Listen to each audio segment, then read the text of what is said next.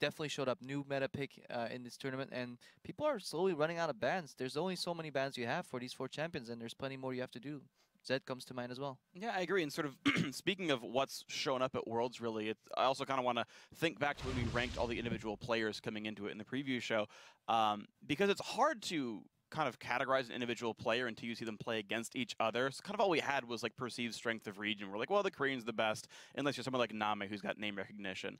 So specifically the Group C mid laners, I went and looked at a bunch of stats on them. Peke is actually having a really bad tournament, especially early on. We said he was number 3 in the group. He's playing like number 4. He's down 6 CS at 10 on average. He is the slowest average mid laner of level 6 of anyone in the tournament. He is the slowest person to reach level 6 in the mid lane. So his early game is atrocious. He's the second slowest level 11.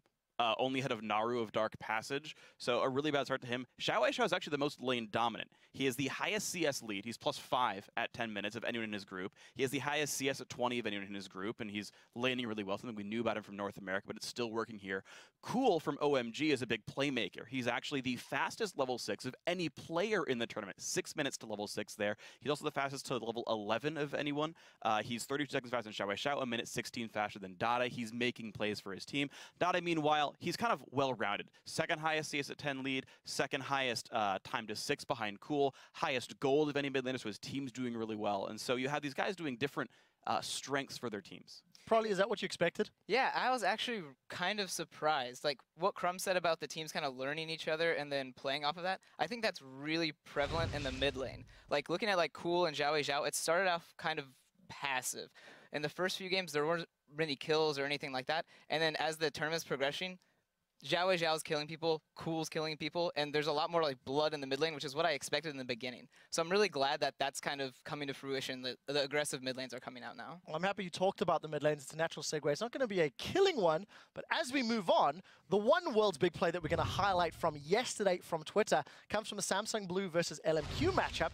And that CV Dragon tweets, Dade playing around with LMQ in the mid lane at like 10% HP. Balls of steel, and telling them who is their Dade. Roll out Yasuo. They keep fighting. Oh, John, the water's completely misses. This time we're Xiao goes out. There's the ultimate. Right here we have No Name trying to death. It's chasing. Gonna catch on towards him. He gets away. Ackerman comes in. He's taken low. Unbreakable from more, just about stopping the damage. Death Sentence land pulls him in. Dade taking low, slides out the way. Moon into trouble. He goes down. Desperately trying to kill Dade, trying to make a name for himself, but ultimately. Yeah. I think the Lantern from Hard actually was the one thing that just gave him the final shield before his flow kicked in and gave him another shield. And that's really hard to land recently in like a cluster of 5 people because it only shields Thresh and the person you're trying to shield. And if you misclick that a little bit, yeah, you just kill him. Manages to survive. Yep. Right, you guys at home can share your favorite moments from those games with us throughout Worlds by tweeting them to us at LOL Esports with the hashtag Worlds Big Plays. Let's also take a moment to check out some of the escapes from yesterday as players narrowly avoided death in a segment that we call Damn Jukes. Thank you very much. Right, first one is Najin White Shield versus Alliance, and watch, he manages to get out with his life. Well, it's only thematic. I mean, he's up against the Chrono Keeper. Why wouldn't Watch be perfectly suited here? What I really like, though, is that Watch knows he doesn't need this shield to survive, so he ward hops instead. It might have been cooldown based, but basically because he ward hops away, Nif can't land a second auto attack here, so pretty crucial that Watch gets away like that. So close indeed. The next one comes from OMG versus Fnatic, and this is Sun getting away with his life. Yeah, actually, the play is actually in the wrong direction here from Yellowstar, but I'll give it to that. What he could have done is throw the Lantern right here in between the turret and the wall, and that would have blocked Sand. Lantern has a small collision radius, and that way you can really screw with enemy ADs. And if you ever do that, that's called a crepo, by the way. Yeah. Called a crepo, calling dibs I on want my that own one. play named after me, and I can never do it because I can't get to Worlds anymore. Well, hopefully next year. One time. All right. If you guys check out today's schedule, you can see that we have got some ridiculously colossal battles ahead. It all begins with a rematch battle between Fnatic and OMG, and immediately after that, Alliance and Cloud9 will face off once again. Alliance really need a win in that matchup. That will be followed by LMQ versus Fnatic. The action keeps going into the last match of the day, where Alliance will once again do battle, this time against Najin White Shield. For stats on the teams and players, as well as spoiler-free VODs, features, photos, and much, much more, head over to lolesports.com. While you're there, you can play Armchair Analyst and visit the complete schedule to pick the teams that you think will be victorious in today's matchups. Now, we'd like to give us some information. Head to Twitter and tell us which player in your mind has been the biggest star in the Singapore group stage so far and why. I'm going to ask a couple of guys on the desk. Prolly, you're first. Who, let's be honest, which mid laner has stepped up in your mind? Why would you say mid laner? Come on. I hope this curse doesn't transfer, but Xiao has really impressed me. During the regionals, he wasn't that strong on the assassins he picked, but now he's coming out, and I think he's making a really big name for himself. He's always even or ahead. I haven't seen him lose a lane really yet, and that's kind of something that's really strong with the team. And Crumbs? To me, it has to be Gorilla. All the games that Najin White Shield has won have been off the back of Gorilla's playmaking abilities. He's got multiple games on Thresh, and every hook, they hook, and the entire team is ready to follow up, and it just leads to their victories. So I think they're going to get a silver on the back of Gorilla. Right, so we've heard from some of our guys. We want to hear from you. Tweet your responses to us at LOL Esports with that hashtag words. We will pick our favorite responses and share them with you later in the show and get some of the input on what you guys have to say. Let's head into our first match of the day. It will, of course, be Fnatic taking on OMG in a rematch from yesterday that, truthfully, was very one-sided in OMG's favor. Both of these teams came into play, and Fnatic simply were outplayed in the mid-game. They were overconfident, they were over-aggressive, and they bit off more than they could chew. Now, I'm not impressed with Soaz picking Lulu. I really liked him taking Aurelia, and he's just not having a good tournament on these champions that are full-on supporting. We know he's this guy that wants to be carrying. He wants to be making a name for himself, and Lulu's not the champion to do that. Just play Aurelia. She's been doing excellently in the tournament, and you'll see more success with it. I think Soaz actually used to be a player. He just needs to get into the right mindset in that particular game as well. Like, he was just overextended once ahead of his lane when he had vision on the bottom side of the map. When every lane was doing well, they could have snowballed the game. What this team needed from him that game wasn't a Lulu carry. They needed Lulu with utility, and they could have done that. But he tried to overextend and win his lane too hard, and he got punished for it. And the one weakness Soaz has, he has a really big champion pool. He's a really good player, but he's a very emotional player. And you could see it at the player camp. Every time they ganked him, every time they dove or roamed him, you could see his face just get a little more angry, a little more sad every time. So if teams are watching for that, he may expect to be camped even more. Yeah, let's talk a little bit about the team on the other side of the rift. It is, of course, OMG. For both Fnatic and OMG, this is a battle where it's getting close to do or die. They're bottom of the table, 1 and 2. OMG, terrible day 1, better day 2. Sort of the opposite for Fnatic. They've also been up and down, Freak. Yeah, here's the weird thing. So for Fnatic first, if they play the way they did against Samsung Blue, they would probably be able to just win Worlds if they played every single game that strongly, because it was such a good performance. But we keep seeing these incredibly hit-and-miss performances. The same thing, of course, for OMG as well. As you said, Trevor, their first day really lackluster. Their second day so good, and it still hinges on Cool to me. Again, right? He gets level 6 really fast, level 11 really fast. He's the playmaker there, and if he can keep going, they'll do well. I definitely think Fnatic's game yesterday against OMG was almost a mistake. It really just seemed like Fnatic just, wasn't in their element. But I think this matchup is really heavily favored to Fnatic if they play the way they do against, like, Samsung Blue.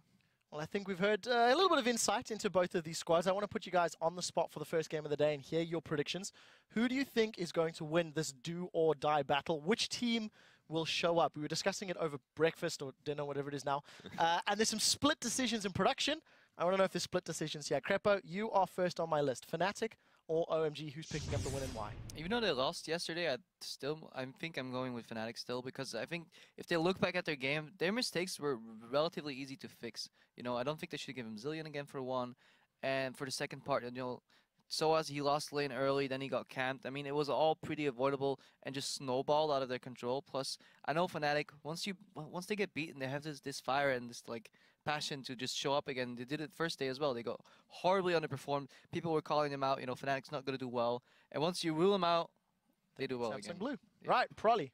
I'm going to go with Fnatic with this one. I definitely think Cool is kind of strangled right now with his champion pool. He's played 2 assassins and not done well, and the one game he did win was with Zillion. So if Fnatic bans out that Zillion or is ending up picking it, I think Peke is going to, be able to take advantage in that mid lane. Well, a lot of faith in Fnatic thus far. Crumbs, let's see if this continues. It does not. Okay, well, there you go. I'm going to go with OMG. And I think that the matchup is going to be a little bit reminiscent of yesterday's, in which OMG took an early Aurelia, and I want to see Aurelia be contested by both these teams, because what we see now is with that E-Max build, you get that 2-second stun at level 9, which can turn any fight around really heavily. So I really want to see Going or an OMG take an early Aurelia, build a team comp around that, and then snowball from top lane. Final thought from Freak? I think Fnatic's going to take it. I think as long as they don't go really over-aggressive early game for kind of no reason, they should be just fine. It's just a matter of Fnatic showing up, getting past the early game mistakes, and being this Fnatic that's going on their now 13th, hopefully top 4 in a row.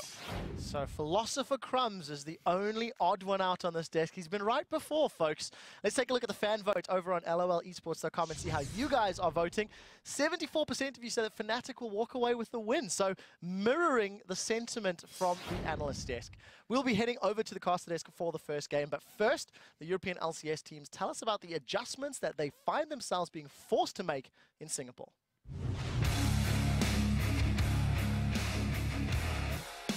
Right now, it's on us and Fnatic to prove that Europe is a strong region, and we had a really rocky start, and it's not going so well yet. But I still believe we can make it. It's funny, like, we have beat the Korean teams, which was supposed to be the hardest, and we have lost to the other two teams, which everyone kind of thought we would win. We have to cut down on the individual mistakes we're making because we do get caught out a lot, and that was the reason we lost against Nat White Shields. Gadget Shield taking back so many hooks. Shook just getting too close with no vision of where Nat and White Shield were. We have to talk a lot about our ban and pick phase because I felt like both our game against OMG and LMQ, we gave away a bit too much and our composition didn't really make as much sense as our composition versus blue. It's really important that people stay calm and don't panic, because when you panic, you make mistakes, and that's really bad this happened. Like people call the Korean machines, we have to be more like that, have no emotion during the game. You just have to play it safe and be more methodical. For me, it's really important that the EU region as well. We saw SK losing a race, so Fnatic and us are the last hope, and I think that we both make it out of groups. An improved pick and ban phase is what Reckless says that Fnatic need in this one. We're going to see if they can improve that one. Guys, we are going to be taking a look at the starting lineup for this game. On the blue side, from the European LCS, it is, of course, Fnatic, with Soaz in the top lane, Cyanide in the jungle, Xpeke in mid lane, Reckless the AD carry, and Yellow Star on support. And that means on the red side, representing the LPL, it's OMG. In the top lane is Going, jungling is Loveling. In the mid lane, it's Cool with San at AD carry and Dada at support. So as we get towards pick and ban, we have a little bit of, I guess we can call it news at this stage. OMG will only have 2 bans this game. Yeah, we have to mention they were docked to ban yesterday. I'm sure everyone remembers the pauses in OMG's first game and on the first day, and then also a pause yesterday. Now, the reason those happen is there is a pre-game checklist that the teams have to sign off on, that all of their in-game settings are acceptable to them. OMG paused on day 1 because they didn't like the noise levels in-game. That was an unauthorized pause. They were given an official warning. They did it again yesterday, so they lose a ban. Well, only 2 bans against Fnatic in A, and I think the analyst said it right there. This game is definitely do or die at the bottom, I guess we can call it, of the group, but you've got to come up big today. You have to come up big. Fnatic knows about these as well. The teams are all kind of filled in and put in the loop, so they also have to change their pick and ban strategy. But does this kind of, fluster them? There's more to be picked? Do they realize that OMG can get something they want out of this as well? And specifically on the red side, I think it just hurts them a little bit more. Fnatic has been having those pick and ban problems. It's something they thought they would be having before the event. It's something that has happened in a lot of their losses here, both of their losses actually. And now that there's fewer bans, I really wonder how OMG is going to adjust. Normally, you're seeing the red side ban pretty much Alistar and Zillion almost every game. OMG's not actually doing that, so this could definitely change the landscape of this pick phase more so than the ban phase. Well, we see the Aurelia being banned out already, both Going and Soaz finding the 1 win the teams have on those that top lane champion. Lee Sin being taken out as well. That was banned by Fnatic in the first time these guys played, but being on the red side, that's in OMG's hands to ban out. Still waiting, a little bit slower here. OMG figures out what they want for their second and final ban.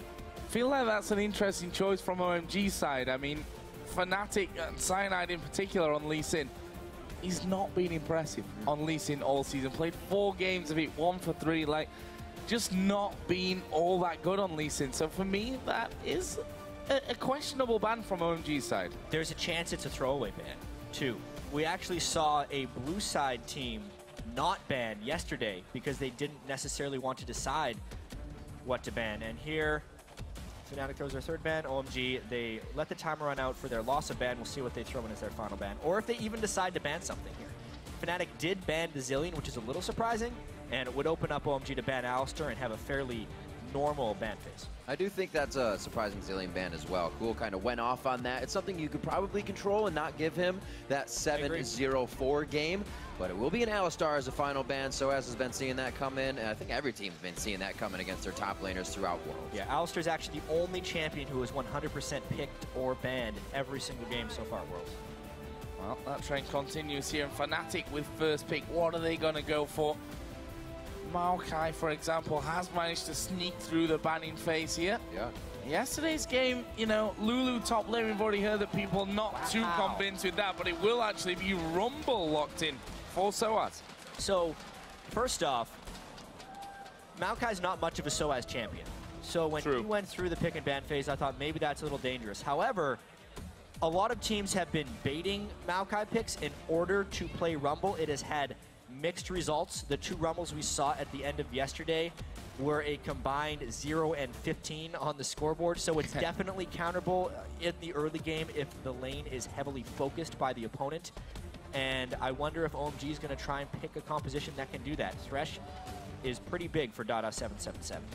Also pushing Cyanide onto Elise, or Jarvan most likely in this one.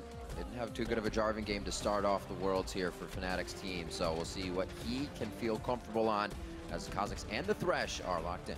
While I don't disagree with the Rumble pick on Fnatic, I wonder how much value they were getting out of being on the blue side there. You look at Rumble, who hasn't really been first picked at all, versus Thresh, who LMQ was willing to throw a first pick on against OMG to much success. If you look at Dada's champion pool on OMG, it's Thresh, and then a bunch of stuff he doesn't seem very good at. So giving that away, in a sense, to let OMG pick it, I feel like is a bit of a flub by Fnatic. Well, we are going to see Fnatic here locking in Nami. Will be the second showing for Yellow Star on Nami. Of course, recorded a lot on it in their previous game. Cogmore also coming out then for Reckless. That's actually a new champion for him at the World Championships. Played a couple of games on Lucian and 1 on Tristana so far. We'll see what he can do here on Cogmore. Keeping it diverse. It's usually the Trist or the Kog'Maw for Sand, so you're grabbing one of those, maybe the Trist for him. They like to go to that late game fight. And I really wonder if they're going to continue to try and go for that late game fight, because so much of the success we saw yesterday from teams was abusing mid-game power spikes before teams could make it to the late game. They already have the Rise in there. Their AD carry choice will really define whether they go mid-game. Corki or Lucian would mean a little bit more mid-game for them. Well, it will be Lucian there, locked in for Sun. We'll see exactly what he can do with that. Again, a new pick for him, playing Tristana Cogmore so far. We also see the Rise locked in as well, so that's a new feature on this OMG team for Fnatic. They seem to be right on plan here. We'll see Elise come into the jungle with Cyanide, and Peke is going to show us what he's got on Syndra. Definitely more decisiveness from Fnatic into the pick and ban phase. The only game they've actually won so far at group stage was with Cyanide on that Elise. They have a ton of pick potential, both Syndra stuns and Elise cocoons, which can be followed up with Nami bubbles. So it can still be that Fnatic playstyle, but this time with a little bit more teamfight oomph. The only problem is they're very heavy into magic damage if OMG is able to stack some of that. I was speaking a little bit with Reckless as we were getting painted up with makeup in the room earlier. And you look beautiful, by the way, Rip. Thank you so much. I love the eyebrows. As I was saying, they said, a lot of people said, the Zed, the Kog'Maw, you're unsafe. He said, I get to the Quicksilver Sash as fast as possible, and the team realizes that we don't fight until then. And the question will be whether that becomes a problem or not. I mean, Reckless was off split pushing one of the games. Fnatic got dove by LMQ very quickly. Obviously, they've constructed this team composition in a little bit different of a way. If they are dove a little bit early, Rumble is incredibly hard to dive against, so they are a little bit more well prepared for such a situation. But man, I wonder if Fnatic can get the mid-game together here. Going to be such an important clash for both of these teams. Both of them sat, of course, in the table at 1 win and 2 losses. Samsung Blue and LMQ just above them on 2-1. So you really have to win this game if you're looking to come out of the groups. And well, it's kind of all or nothing at this stage. You've got nothing to lose. We almost don't know what's going to come from Fnatic, right? Taking down Samsung Blue, losing to other teams. It's been so topsy-turvy coming into this world. Anything can happen, and that's as always.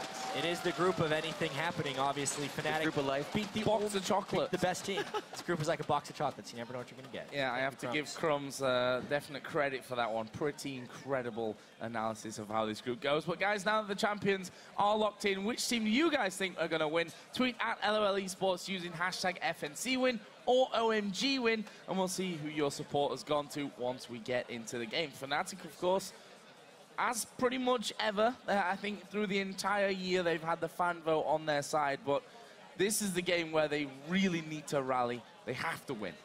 Well, the mid game is the game we're talking about. Mid lanes and mid games, but mid game controlled quite well. Yellow Star throwing down pink boards all over the place. Right now, the highest one to lay those down. We'll see if the vision continues to control the game for Fnatic here. If OMG starts to go hard out of the gate, we are on to the Rift. We're going to see what we get in here in the lane matchups. Yeah, the vision will be such an important battle for Fnatic with the Syndra and Elise trying to find catches and avoid the aggressive dives that OMG has been able to execute in the past. Obviously, a lane swap is very possible as well. SOAS needs to be able to get early levels more so than anything. The Rumbles we saw get shut down yesterday took an exceedingly long time to hit level 5, which is when Rumble can start kind of bending for himself with some ranks and Flame Spitter. Can't wait to see the first 7 minutes or so of this game. It will decide a lot. And I feel bad for these Rumbles, at least in the last 2 games of the day. They've turned into the Mundo dive. If you can get them before 5, just keep diving. Keep diving. Has a pretty rough escape. It looks like they're trying to switch up the lanes here just a little bit to see an early advantage, but OMG is going to get right under the skin of Fnatic with some deep wards to start this one off. They get all the vision that they want on blues to keep track of Cyanide. And wards down. We actually saw a little bit of this yesterday, but was generally not followed up on. This time around, OMG actually still sitting there in that curved brush. So we'll see if they actually move away. There is, of course, that ward in the death brush from Fnatic, so they can see that OMG have gone in there. And we'll also see that, maybe more importantly, OMG have not, up until now, actually moved. Until they see OMG leave the brush, which is right now with Cool, they could have surmised that maybe they recalled. It's a little bit unlucky that Cool took that path back.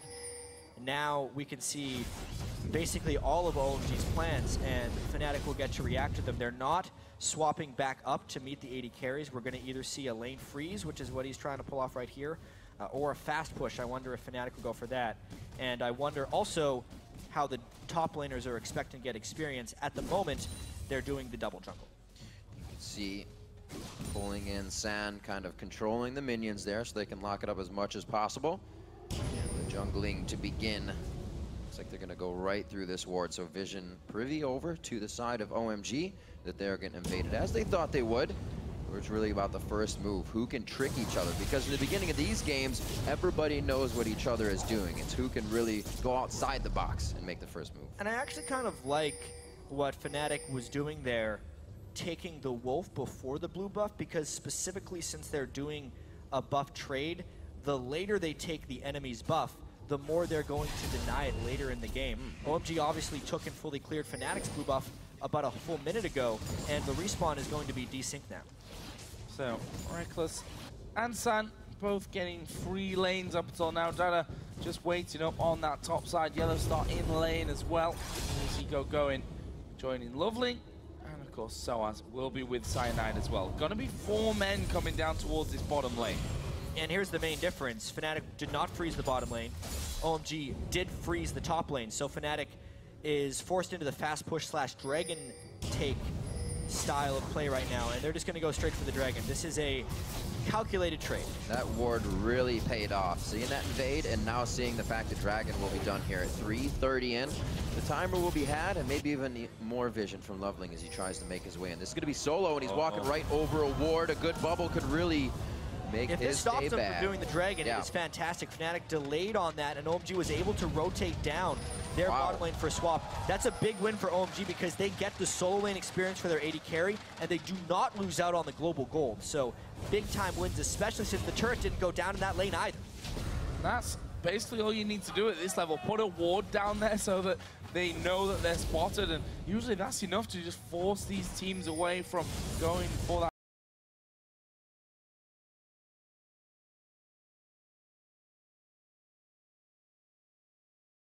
Early Dragon, where they're losing a lot of health and having to juggle the aggro between them. And when we're talking about juggling, Peke doing well so far here in this mid lane, throwing his stuns out, which didn't quite connect onto Cool that last time around, but interesting to see how Peke does here with this Syndra. How, of course, Cool does on Zed. Cool, for me, not being as impressive as we would have maybe hoped for him to be so far. There's always time, though. We still have 3 games to play. And yesterday, in the game they did win, his Zillion was spectacular. That basically took over the game. He killed Peke 1v1, and then he punished Soaz in the top lane. Zed versus Syndra, everybody has trouble against a good Syndra. So Peke, we'll see if he can punish Cool here. See how well he comes out of this one. We've seen Cool get his Yasuo and whatnot, still be taken down. Seems like he could be a little bit flustered in mid if he's not getting that help from Loveling. And right now, obviously taking the lane bully of Peke. He puts it 40 to 26 in CS in that lane. Not going to need too much help from Cyanide there, so hopefully he can focus in other places. Top laners now to match up here. Going level 4. Soa has his 2, so he's happy to sit here and farm under the turret for now. Easy peasy, really, for Soaz. Once that lane is pushed up, Go and just trying to do a little bit of damage to him underneath the tower as Cyanide was spotted coming down bottom as well. Force going actually to recall. Already he's got that tier stacking up, so he's not going to be too worried about that. I do have to point out, though, that Fnatic lost this lane swap. Soaz is behind in experience by Going, and San is ahead of experience to Reckless. Just the failed Dragon attempt, even though it doesn't show in the gold, definitely shows in experience, and it gives OMG advantages in the side lanes. If they can get a gank off in the mid lane, it would pull an advantage there, but a level 6 Peke will make things pretty dicey. A little bit of chaos can cause a lot if you're pulling the opposing team out of lanes. Peke here hitting 6, as you said. Whoa, nice lantern just off on the side. Dada to save San from too much trouble. With level 5 to a 3 and a 4, especially with that Lucian damage, they could easily start to trade a little bit. Loveling here, looks like he may help and offer a bit of that assistance. Actually spotted coming to that top side, so Fnatic aware that that was all going on. This mid lane, though, is the shining light for them so far. Cheeky from Yellowstar will just stop San recalling. But that mid lane, the shining light for them. Peke 54 to 39 CS up.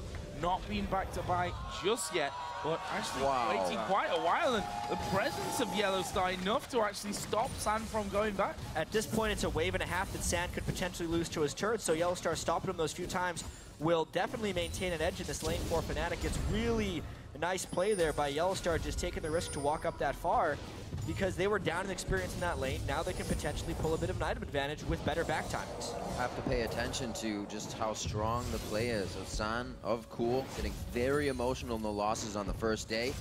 Have to keep their mind in the game and really keep playing strong. San easily one of the carriers along with Cool coming in for OMG. So Hex Drinker was the first item here for Cool. Obviously not really a surprise going up against that big AP threat of Peke in the mid lane, who incidentally himself not been back as of yet, still sat on that single Doran's ring. Obviously limits what he can do right now, but when he does go back, I'd imagine he's sat on a decent chunk of gold at this point. I think got his blue buff as well, so maybe thinking, do I really want to go home? Actually, there is Cool going to dive in onto him. Peke has the death mark on. Very close to going down. And OMG, like you said, Jat, they are 6s across the border, at least higher level right now, and really taking this laning phase to Fnatic. One of the big reasons that Cool was able to go aggressive there was because of the support roam from Dada. His Thresh definitely showing a lot of presence, but they do not actually gain that much from it. Peke needed to go back to base anyway. He would have liked to delay a bit longer for his teams on Holy Grail, but now, again, roaming Dada 7. Very close to getting hit up. Yellowstar giving himself a quick spell. That movement speed passive from Nami gets him to safety. He gets out swimmingly. So 9 minutes on the board. Still no kills to come in here. And just a slight gold lead due to CS back and forth for now. San and Dada happy to push this one up to the turret. Keep the harass going. So we mentioned in Champion Select that both of these teams actually have fairly strong mid games, which will make it even more important that they can capitalize when they get a power jump in items. At the moment, San was able to go back and get his BF sword, so he needs to punish this Reckless lane before Reckless can go back and finish some of his components. Phage and Trinity Force will generally be when Reckless jumps ahead of San a little bit.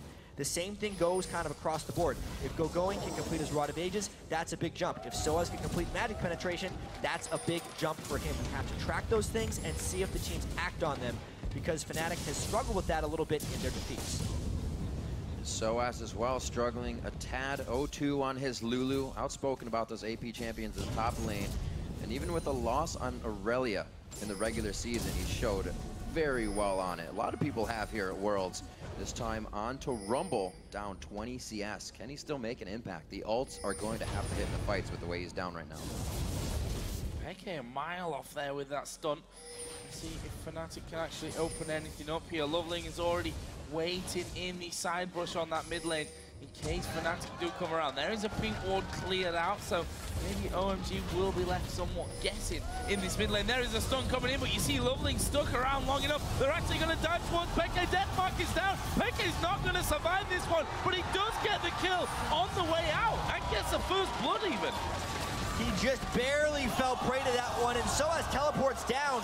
Equalizer doesn't quite get it. Let's see if they make use of that teleport more than just a one-for-one trade, though. Still the pressure on the mid lane. Cools grabbing double buffs off of that one. Soaz does come down. He overheats on the harpoon shot, not leaving him in a safe situation. That means Scrap Shield can't be used. A bit of a mistake there as Soaz tries to put the team on his back for a quick second. He is forced to go right back to Yellow Star and Cyanide for safety.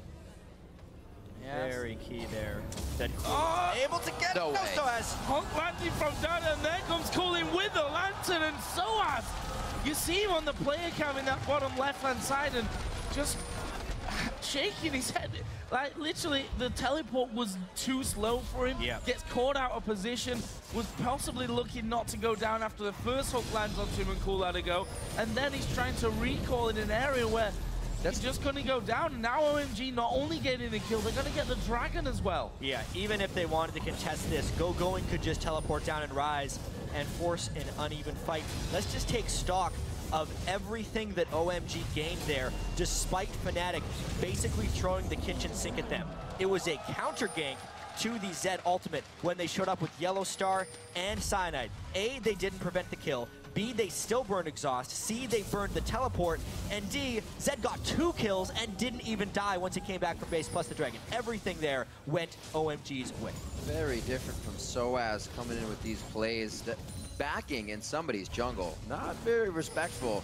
Thinking that there were 3 of his wards around doesn't mean that there isn't one from OMG. And that is big plays for Cool in the mid lane. I guess it doesn't matter if he's on that Zillion or now against that Zed. He is doing work with the help of the jungle and the help of the Roman Dada. Fnatic now trying to answer with a bit of their own, and it's going to be the teleport coming in from Going.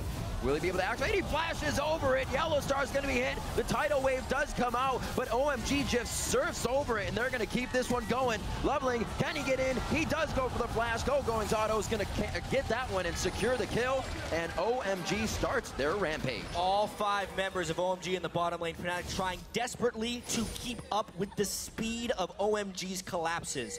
Thus far, they have been unsuccessful, so I was trying to take a turn in the top lane. Yeah, that's their answer to this one. You see the effectiveness of Going's teleport compared to what Soaz ended up doing there in that mid lane, and should be giving OMG that tower on the bottom side. It will be that tower going down. Top lane, not sure if Soaz has really got that one low enough, and we can already see that OMG have started to move in, have a good deep line of wards inside of Fnatic's jungle. And Cool is hurting with that Cutlass in there on top of the Hex Shrinker. And this will be a big test of these teams' mental fortitude if the first 2 days weren't a big enough test already. Considering OMG's story coming in here, they started the group 0-2. To be able to come out of that, potentially win their next 2 games, would just require an immense amount of mental strength. You take Fnatic as well, having to beat Blue to come out of their slump as well after losing on the first day. It's just so hard for these guys to every single game have to show up knowing that a loss could eliminate you from the group. Both of the teams much more improved than on the first day, but the question is, when it comes down to it, who improved more? So far, it's OMG as they start off the game 3-1. Peke able to get his blue. They can keep that to him. It'll be very good. Cools, he's going to be receiving it, but not a necessity. And this is where Cool now may start to shine, headed off onto those side lanes. Actually, Lovely going to come around, try and steal away the red buff, and tries becomes a lot easier when you've got that smite available. Takes that one down. Meanwhile, Soaz forced to use his ultimate in the top lane to get rid of that minion wave. And Fnatic slowly but surely seem to be falling to pieces. And we were talking about those mid-game power spikes. There's a Rod of Ages completed, the BF sword almost an Infinity Edge onto Sand. Fnatic trying to group to make up for it, but they just strictly don't have the spells right now. Dada gets caught way out of position. Nicely done. The calling coming across from Sand. He has not finished the Infinity Edge, but he's still able to put out big damage with all the pieces on it. Cool's trying to keep this one going. Yellow Star with the double bubble to keep this one a bit disengaged, as only one was lost on each side, but that's Reckless down. He just got evaporated by the OMG team. Sand, though, gets real aggressive. The fact that OMG actually trades 1-for-1 despite Dada dying before the fight even began shows how far ahead they actually were there, and it's actually a pretty good trade for Fnatic at the end of the day. And we talk about it being a mid-game centric group pretty much everywhere. They have the items right now. They're spiking, and they're perfectly creating these fights for themselves. Infinity Edge will be in for San in just a little while.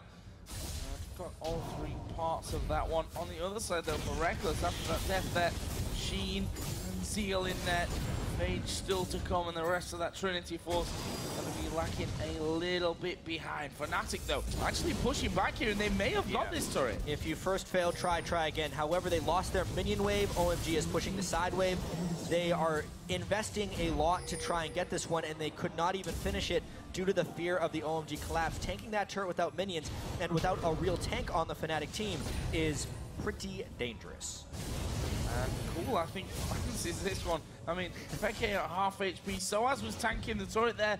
No one was hitting the turret. All a little bit disjointed here so far from Fnatic. Definitely need to basically forget their problems, I think, and get their head into the game, because so far not been making the plays that they need to. There to stand a chance of coming out of this.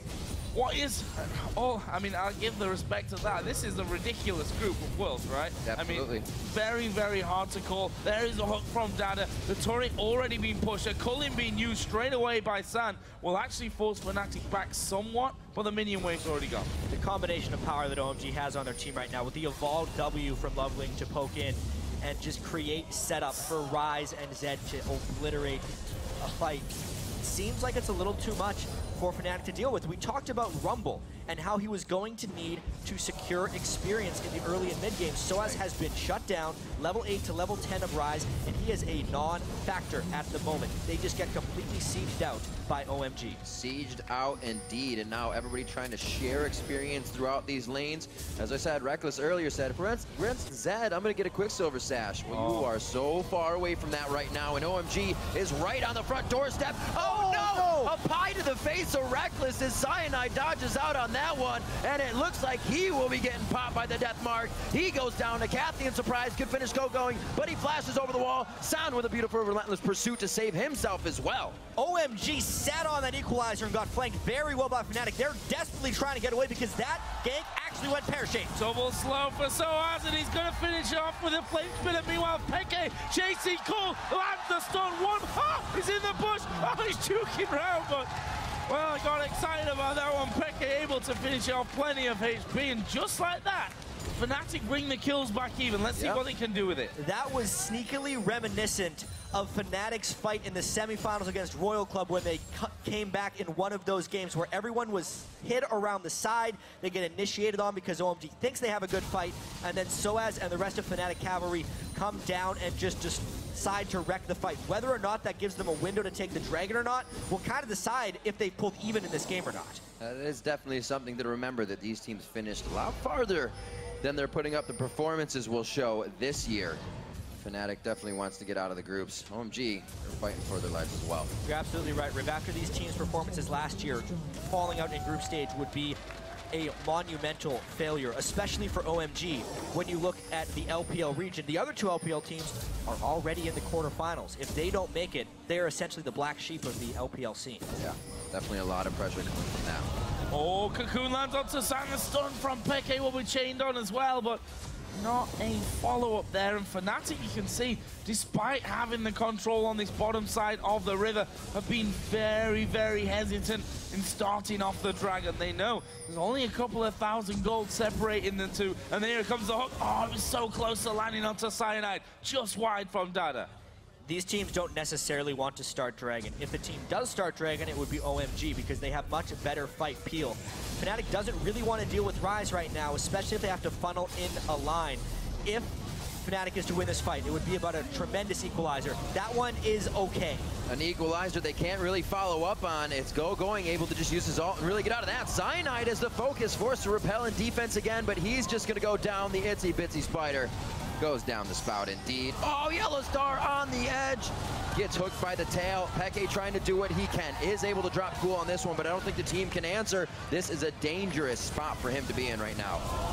And just like that, Fnatic being jumped on here. San is actually low. Peke coming back into the fight. Big stun onto Dada. Reckless will actually pick it up with the accompanying surprise. And Peke, you know what? He's still fairly healthy here. If he can get into the right position without catching a hook, without being room prison, I think wisely here, OMG decide to back away. Peke was trying to flank that entire fight and could just never land quite the right stun. It was a very push and pull fight. OMG was able to collapse as a team a little bit quicker and find the right things. The equalizer actually took Sun and Dada pretty low, except Peke, as you can see around the back, was never quite there, and Ryze and Zed did enough damage to just charge straight into Fnatic. It was a really testy, disengaging fight here. Some nice bubbles, some nice skill shots, really what ends up securing kills, and some really clutch shields. That ultimate from Cool actually kind of prevented San from dying earlier in that fight. Peke could have killed both of them if he played his cards a little better. So flash from Lovely in there as well. Obviously, meant that Reckless had the bit of extra power that he needed to finish off San. So we see 3 brutalizers quickly finished up. OMG continuing to just put damage within their builds to keep these fights going and keep their strength up. Peke, around the sides of these fights, now has his Zanyas, he's kind of at a 3-1-3, been a little hidden in getting his score. So if he can stay out of the focus zone and the attention of OMG, he might be able to clean up these fights for the team. Yeah, you can see Fnatic still has a lot of fight power in these. However, they have to make their comeback, in my opinion, before Dada finishes his Aegis or his Locket at this point. Because Fnatic's team, top to bottom, even Kog'Maw, the AD carry, does a large amount of magic damage. And as soon as Dada finishes that Aegis, everyone else on the team will get 20 magic resistance, which is actually a pretty substantial amount of percentage defense against magic damage from Fnatic. And I think once that happens, if OMG still has a lead, the team fights become substantially easier for OMG. The composition that Fnatic have just make it very easy to itemize defensively. See the Hex Drinkers in there as well already for both Lovely and Cool.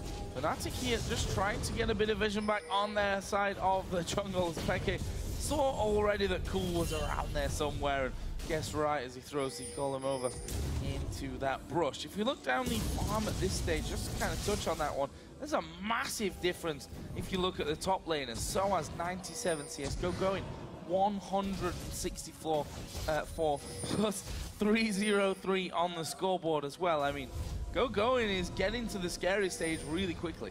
And if you look at the gold disparity, that's pretty much where it all lies. Between them and the jungler, mid lane, AD carry, and supports are all pretty comparable as far as power goes. So in a perfect world, Soaz could kind of trade himself for Going, and Fnatic could fight 4v4. But Rumble isn't exactly a split-pushing threat, so he has to team fight. Unfortunately, that draws in the most farm member of the OMG team. We also have to remember Cool, he gets big as well. They can put this into the 1-3-1 and really start to spread Fnatic thin. They have a good siege stop here. Obviously, they can clear the waves as it grabs to the turret. Reckless and Peke able to stop that up, but it only can last so long. OMG will go under the turret, whether it's full health or not, and they will continue to get these fights. Still have a 3,000 gold lead with what's been going on. The Dragon up in 2 minutes, and that side of the map is quite dark. So I might see a little bit of focus start coming to that. So both AD carriers actually just recalling out of lane, which means a finished Ghost Blade on one side, and almost the Blade of the Ruin King done for Reckless as well. Should have it the next time that he does go home. But for now, Lucian going to be feeling strong about this one. The Blade of the Ruin King done for Zed. Of course, Rise has been stacking up that Rod of Ages and his tier for quite a while now. Going. A lot of people were, I think, relying on Going to do so well for this team, and so far here today, definitely delivering when it really matters. Cool himself also at 4-2-2 on that Zed, but we start to see it get a little bit more difficult for him as things go on. You know, Quicksilver Sash will come out for Reckless to get rid of the Death Mark. The Zonya's Hourglass already done for Peke to, well, at least try if he gets the timing right to dodge the damage of it. Seeing the builds coming out from Loveling and Cool as well, those Hex Drinkers hopefully stopping that front end burst of Peke that would nearly zero them out. This could be that time it happens. Again, dodging out on the ultimate. He's going to go ahead and pop his Zanyas though. Nice time for the Deathmark. Just a couple mid laners playing the matchup properly there, dodging each other's ultimates with various different mechanics. Fnatic, I think, gets the edge off that one. You can see Cool has to go back away. As you mentioned earlier, Rip, the vision control is in Fnatic's favor. They have placed tons of wards this group stage. Also, Yellow Star has been a ward killing machine, killing a ward on average every 2 minutes, which is pretty remarkable. Gets another one there, and Fnatic is trying to set up this Dragon. Even though Soaz has been behind the whole game, the fact that he has hit level 11 right now is massive, getting the second rank into Equalizing. If he can land a good one, Fnatic still has a chance, as Aegis has yet to be completed by OMG. So this is where I'm interested in how decisive Fnatic are on the Dragon area. See that they've got vision down already, thanks mostly to Yellow Star, who's been in there, got that pink outside of the pit, but they're still a little bit cautious of how OMG are going to play this one. Loveling just using his upgraded Void Spikes there to poke away as much as he possibly can. The pink ward comes down and Dada gonna step forward. Nice little lantern just to get vision of the Death Brush as well will reveal that pink ward has been placed. So Fnatic, while they have positioning, OMG are just on the border of the river. Fnatic would love to wait a few more seconds. The Zanya's almost up for Peke. Great ward clearing here. They're super able to protect these pink ones right now. They got to make sure they're really the objective fight, not the all-around in the middle fight. That's where OMG can really take a hold of this. It will really depend on how Going can approach this fight and whether or not Rise can land some nice AoE. Additionally, Cool's ultimate, whether or not he can land it onto Reckless, since there is no armor and no QSS on him as of yet. There's one try. Can he get him? There's the answer for you. Goes right back into the base. Oh, he pulls back the Shadow, but he gets hit. That turret shot did go back to him as well. But he pulled the entire Fnatic team into the base, and OMG is just taking the Dragon. A 1-for-1 trade that results in a Dragon for OMG is a great move for OMG. Yep, Worth is called there by OMG, and they will just back away from that Dragon. Getting another kill onto Cool, and increasing their gold lead to a pretty substantial amount as well at this stage. I mean, got control of things. One thing though that we have to say about Fnatic, even playing from behind, they turtled yesterday pretty damn well, and you've still got to go pretty deep to crack the nut. Going deep indeed. Doesn't seem like Reckless and the team can stave off the pressure. He said, we got to wait for the Quicksilver Sash. Well, OMG is not going to wait. Hey, full bore right now. Cool dove past the second turret for Reckless right there. It was actually kind of, in that moment, Fnatic's entire mentality falling to pieces. We've heard the analyst desk talk about it a fair bit. It's a little bit like the old style of protect the AD carry. Everyone wanted to protect Reckless right there, but they just could not. Cool went too deep. Fnatic did not have protection really built up for that type of assassination. They needed either a knockback or a silence or a stun or something to stop him from comboing Reckless, and they didn't have it. Everyone wanted to try. That's why they tried to peel back to do damage to Zed. It just opened up a massive vulnerability. It was unable to protect Reckless, and it just extended OMG's lead.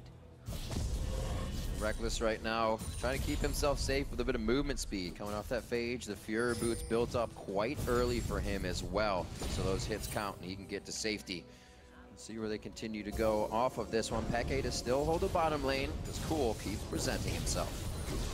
Oh, Sam actually getting hit there by the Cocoon, but no real follow-up. And we talk about this whole protect the AD carry here, but no Quicksilver Sash coming out for him. There's no Mikhails to really help him out on that front as well. And Mikhails, as we saw yesterday, funnily enough, can be the difference between your AD carry going down and you losing the game, and you've been able to hold and defend. Yeah, there's a sneaky heal onto Mikhails as well that could definitely help out if Cool jumps on him. However, the gold just hasn't been there for Yellow Star. So much gold into Pink Wards hasn't been able to quite complete it, and he's not close yet either. So Reckless will kind of have to fend for himself. You can see they're trying to keep Cool away from Reckless. They're actually answering the split push with Peke, which will limit Fnatic's ability to force fights here, because generally Syndra is used as that long-range safe initiator, and they can't do that when they have to answer Cool's split push. This is actually a rare execution of a split push by an LPL team. Normally in the LPL, they'll split push for a little while, but then the other teams are so good at forcing 5v4s, they can't do that. Yeah. Fnatic doesn't have the team to force the 5v4s if they have to answer the split push with their main initiator. And it can't use Peke the way they want. We saw them take down Samsung Blue with a great pick comp. Ari's fresh, great plays around the map, but if Peke's down here, he can't be scattering the weak Fog of War. They can't be clearing out what they need, and the fights won't come their way. I wonder if 4 versus 4, OMG, if they get a hook, basically relying here on Dada or even a flash engage from Go-Going, they'll catch someone out of position, whether they'll jump straight on that 4 versus 4 and see what they can do with those 2 mid laners completely out of the fight. For now, though, they're basically jockeying for position around the Baron area. That vision being thrown down and taken away mainly by the supports. Lovely actually getting slowed there. Will be forced to jump out, slowed from the Harpoon. The Cocoon almost landed as well.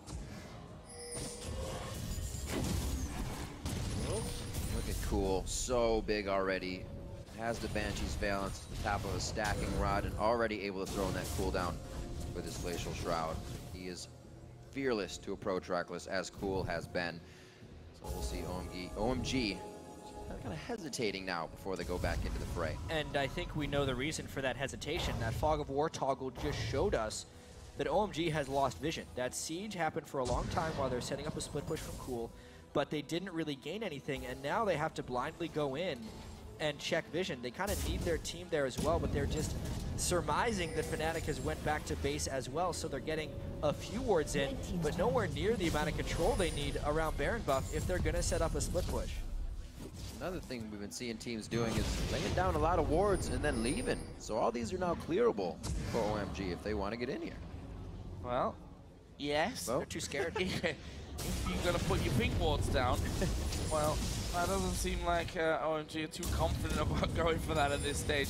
Dada basically left alone on that front, whilst that top lane actually did go down. The minion push picking up a bit of extra gold for Fnatic. We are going to have the Dragon coming up in less than a minute. Cool was already around the area. Cyanide looked to be trying to get in from this one, but not able to do anything. And OMG thought they were going to push down the mid lane. Fnatic did as well. They pinged it and tried to rotate back through the jungle. And you can see OMG's split push has kind of been called off here. Cool was not able to get an edge onto Peke, except now because Cool returned to the main squadron before Peke did, they can actually get the pink wards in the area and reclaim the Baron that they have the strength to reclaim. As a 5v5 unit, they are much stronger, and it's all about the catches here. Or if Fnatic can just go for a turret, despite being blind on Baron. It's actually a huge risk right now because OMG could be doing Baron. Fnatic pushes mid. Wow. They're going to trade here, but... Very bold. How much are they going to trade? It was a really delayed move onto Baron. Fnatic are pushing straight up that mid lane. Baron is going to go down here for OMG, but they may lose an inhibitor for it. They're going to recall, though. Oh, Fnatic have already got the turret. The inhib's going down. That's a trade that Fnatic will probably say, we'll take it. Watch this flank from OMG, though. Go-Going is behind them. I just don't think the timing syncs up right. Fnatic has a good chance of getting away from this one unscathed. Very nicely done. Definitely a mistake by OMG to stop the strategy that was keeping Fnatic from getting anything. They switch up one thing and Fnatic says that's what we needed. Well, plus the Dragon, ahead. That's a fantastic trade in gold as long as Fnatic can avoid a 5v5 fight. Well, they'll avoid everything because OMG say, you're going Dragon, let's do the same to you. We're going to push straight down this mid lane. Inner turret being tanked up here by Go-Going. That one should go down. Fnatic dawdling a little bit there. There were a couple of recalls cancelled. They actually lose their inner. the Innin's going to take damage as well. Reckless is still farming the side lane. It's a 5-man LPL team with Baron. They're willing to die. This is what we saw with the mistake in the Tristana game. Reckless not being with the team. OMG saying, past the turret we go. Taking down the inhibitor turret. Loveling jumps in to make sure Peke cannot start to stun and clean things up. Reckless is still pushing the bottom lane. They lose the inhibitor, and it looks like they could even have more as well. But Fnatic to be willing to trade inhibitors, that could have been held. But they're trying for more. They are trying to keep the pressure on OMG here. Agree with that call in the slightest, but maybe he gets 2. Let's see.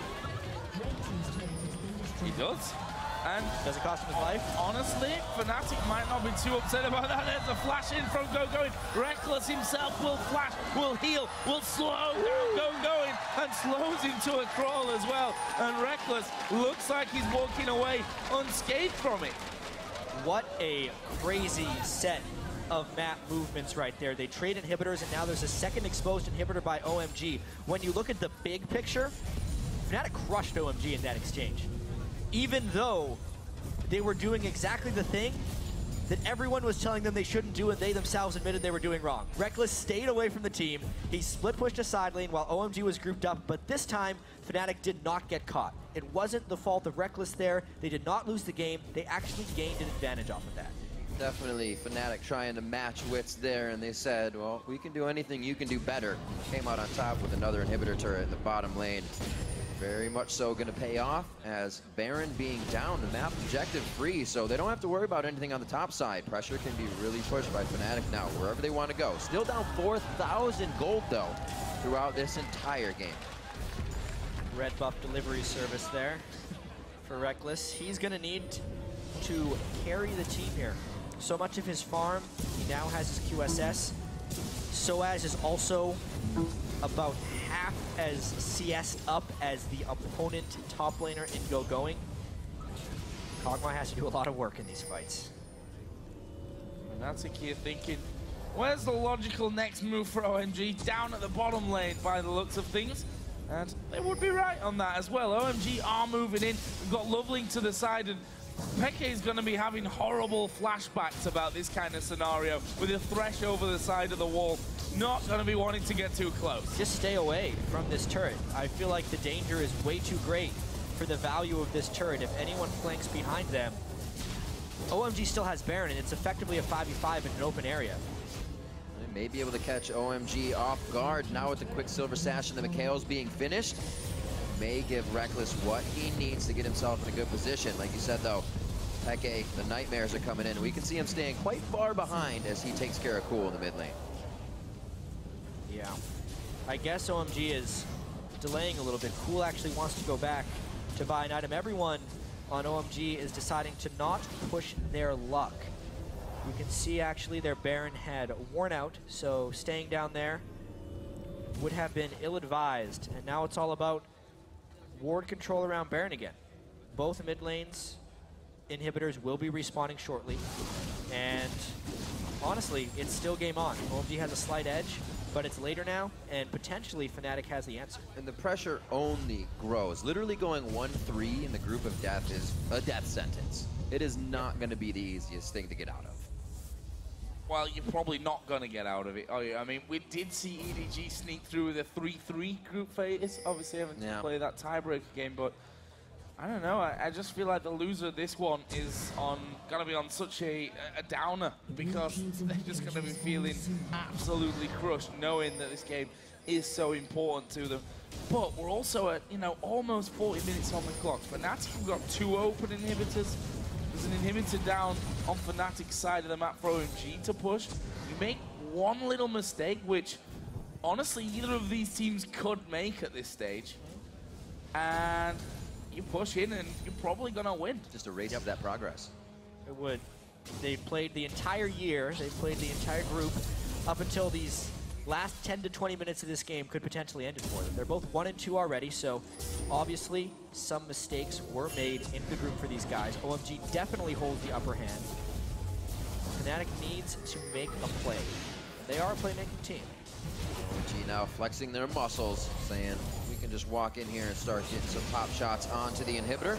Loveling with the blue buff, able to just continuously throw out that spread of spikes and keep the disengage. But the double bubble goes out. Scat of the week. That's the ultimate on two. That's going to be Loveling, and he goes down. Soaz is overheating. They got to back off here. The miscommunication can really throw this one off, but all of Fnatic pulls back at the same time. Nicely done. Loveling down. And a hero minion saved Cyanide after that repel. The one guy who'd wandered into the base allowed him to get back in and also made the hook from Dada miss. At that point, it was all about the catch and the exhaust on to Going actually in that fight. Going would have wrecked Fnatic with his 314 CS and near max item build, if not for that exhaust. But even so, it's one kill. It kind of resets things. Fnatic was solo from the fight. They're still trapped in their base. Do this again. Yeah, it was really just a nice catch. Let's see who gets it first. It was Yellowstar leading the way with the hardest skill shot. And it caught him while he was jumping, so he couldn't jump away once the CC was down. Gives him an easy jump here. And honestly, watch Cyanide go up. That one minion chasing in, he's able to recall too. Dada didn't see that minion, otherwise that's where he would have thrown the hook to. Close one. The real MVP. Got Baron coming up here, Stun actually coming out. They've hooked in the spider. Cyanide down to less than half HP. He couldn't follow through. That's a good culling coming out from San. Is that going to be enough here to force Fnatic to back away and give OMG a Baron? So many things could go wrong at this Baron fight, however. The fight squad of OMG wanted to go in. If the equalizers missed, it could mean a whole lot of damage required to win this fight. Zanya's, however, there. Everybody's got their way to dodge ultimates, but they're going to have to dodge this Baron. So as down at the bottom, he teleports in. That's a pretty critical hook. He still has Zanya's, though, and there's the Mikhails that we talked about. Fnatic does have some options now, but OMG looks strong. Clearing out some wards, making it safe. It looks like they may try to get a push down here. Will they try to trade this once again? They don't really have vision of OMG. It's going to be Peke forcing this mid lane in quite a bit. And Yellowstar's going to play a big role here as well, with the fact that he can still heal people up, so they've got a bit more staying power on that Baron area. But it looks like OMG have said, okay, let's just get away from this one. Let's heal that up and go back in afterwards. Cool is there. Fnatic are actually headed down to Dragon, which is not going to be directly spotted out by wards. I think this is a wise choice, sending Reckless alone for that one and keeping the rest of the team in that mid lane so that OMG don't rush over to Baron. It's a slight amount of catch-up that Fnatic is still playing. These teams had such strong mid-game power spikes, and then because the split push was not effective for OMG, it's kind of propelled this game into the late game. And now that we're here with such pick-heavy teams and honestly not super tanky people on either side, it just becomes an incredibly volatile game. Peke gets the right target, he could burst him down. Likewise, if Going just gets in the right spot in a team, he's going to take everyone on Fnatic to half health and just allow Loveling and Sun to completely take down the team. Also, Baron goes down so quickly because of all the damage, but they're not willing to fully commit because Rumble or Rise, depending on who starts Baron, can wreak havoc inside the Baron pit. So it just becomes an incredibly cautious and testy game that is more about vision control and rotations than it is about straight up team fighting. And 2 pings onto the inhibitors here for Fnatic. They're going to try and make OMG walk to the beat of their drum for a second. How will they answer? OMG has a bit of vision of Fnatic moving around, so they know when they need to go back and they know when it's a bluff. They send Going and Dada mid, so they're not worried about that middle inhibitor. Looks like the rest of Fnatic will join Peke in the mid lane, all sitting on top of that mid ward, hatching it right now. So OMG could be just planning a flank to come in on this one. Wishes he had that teleport Cassidy just to get in the back of him, kill off a couple of inhibitors and join in the fight afterwards. Not going to be the case this time around though. And Soaz not exactly a building killing machine either, so we'll see what the move is. So tense here. We can see that both teams very worried about the positional play on Baron and the quick push then up that mid lane to those open inhibs. And we can actually see in that teams are terrified of recalling because it opens up the Baron vulnerability. They're all sitting on some pretty generous pots of gold right now. Everyone on Fnatic there except for Yellowstar, over 1,000 gold. Almost the same story for OMG. You can say OMG has slightly better efficiency since the last time they shopped, but it's still very scary. There's a catch, a bit by Going. Peke gets hit. That's the ultimate from Going. He is able to get out alive. The shield comes in from the Seraph. He will be safe. Dada gets hit up from a living artillery. Reckless starting to pick up for kills for himself. Did throw down the Quicksilver Sash to stay safe in that one. That's kind of the only way OMG finds a fight is Going walking into them. Again, it's 1 kill and on a support, though. Let's see if Fnatic can turn any type of benefit off that kill. This is where decisiveness is really going to play into things. Peke's ultimate's going to be coming up pretty quickly. Quick cooldown on that one. They're going to take this in him. Will they go for the bottom in him as OMG's well? flanking from behind. There is the Cully coming through. Yellow Star down top. There is Lovely coming in. Quick exhaust, though, will mean that he has to back away. Fnatic get the in him, but now they're in a scenario where they're at half HP, and Baron's maybe not even a realistic target. They've got to keep OMG away from that as well. Very back and forth in these fights. It's only getting more and more tense, and with Fnatic to do this, they are getting the pushes in the lanes. They can work off of these minions that are helping them. And yeah, this is where the sustain of Yellow Star comes in really handy. They don't really want to go back to base, so they need to be able to sustain up, but at the same time, they need to provide threat so they can stop OMG from going in there. Reckless getting hit by that actually kind of scares OMG, making them think there's more people inside. Got no vision of it either, so what are they going to do? Actually starting to push down that middle lane. Fnatic sending the low HP members back to heal up so they can come back into this fight. OMG actually have positional advantage here on Fnatic running into that in him. So of course did recall, so he's going to be back at that one. Fnatic should at least be able to try and defend, but also have to be real careful that you don't get hooked. And there's some Winions on the side of Fnatic as well, maybe taking down a second inhibitor, but Peke is way away from home. Great equalizer. Equalizer does shut it down. The Zanyas may have been a bit too early on that one. It is, and he goes down in the end. Fast fingers are not going to keep you alive in that case. Soaz could be having a bad day here as well. The bubble staving off a bit of aggression, but another hook to come in. And let's be honest, 147 CS down, he's not going to be able to provide much. And with 2 solo laners down for 50 seconds, there is a real danger of losing the entire game. Luckily, OMG doesn't have minions in the base, so at the very least, this is an OMG Baron. That blue blob hanging out right now on the side of OMG. Can they get the inhibitor? It's so close. I'd love to look at that inhibitor right now. They're going to get it. There it is. And the minions doing the work for Fnatic. OMG, though, moving up towards Baron. 3 men that are left alive from Fnatic are going to come across, but they're going to be too late for this one. Baron is already going to go down, and Fnatic just need to back the hell away from that one. Or are they just going to push this mid lane through? Of course, super minions going through in that one, and this is bold. Such a crazy game in terms of how the lanes really are set up at this point. Probably a little too bold if they wanted to harass 5v3. Remember, just a few wrong moves with downed inhibitors on both sides. One wrong move or misstep is game. We've seen, even though OMG has held a gold lead here, their ability to initiate fights is quite lacking. Unless Fnatic splits up or collapses down in a bad way, they don't get caught. And Going basically has to run into a team and room prison a person in order to make anything happen, or Dada has to land a hook. That's kind of the only ways OMG finds fights. And as soon as one person does that, Fnatic tries to stun lock them and burst them down with their single target damage. So obviously it's another Baron for OMG. It gives them some 5v5 advantage, but they won't be able to force a 5v5 advantage when they're down 2 inhibitors. I mean, this is one of the only situations you'll ever run into where the team down 2 inhibitors isn't actually in a position to lose the game, but in a position to win the game. It's just going to take some time.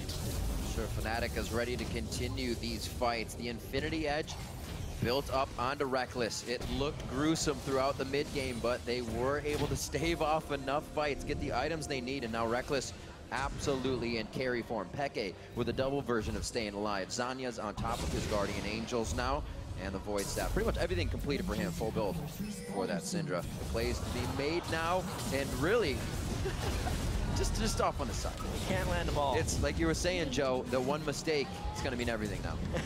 Yeah, and funnily enough, as we say, as we see the Dragon being done by OG, Fnatic are actually pushing into this top turret, and they're going to take this one as well. So that is another tower going down.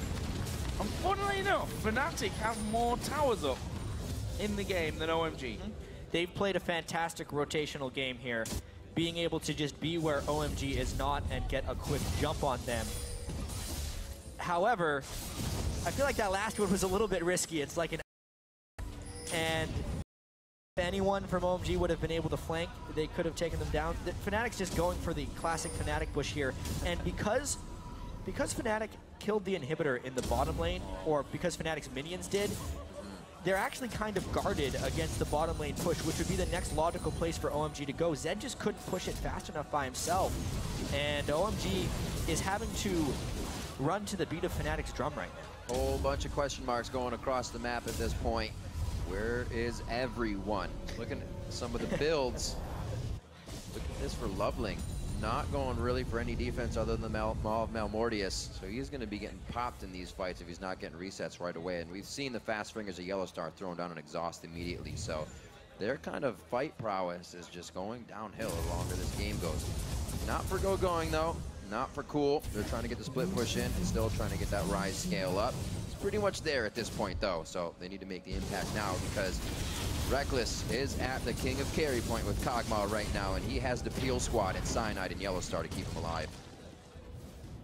About to hit 50 minutes into the game as well. It's still a 10k gold lead for OMG, but, well, it could be 10 or 100 very, very soon here because everyone's going to be maximum build. And then it's not going to matter all that much. And you can see the nerves from from both of these teams. You saw the recalls on both sides of the map as they try to outdo each other.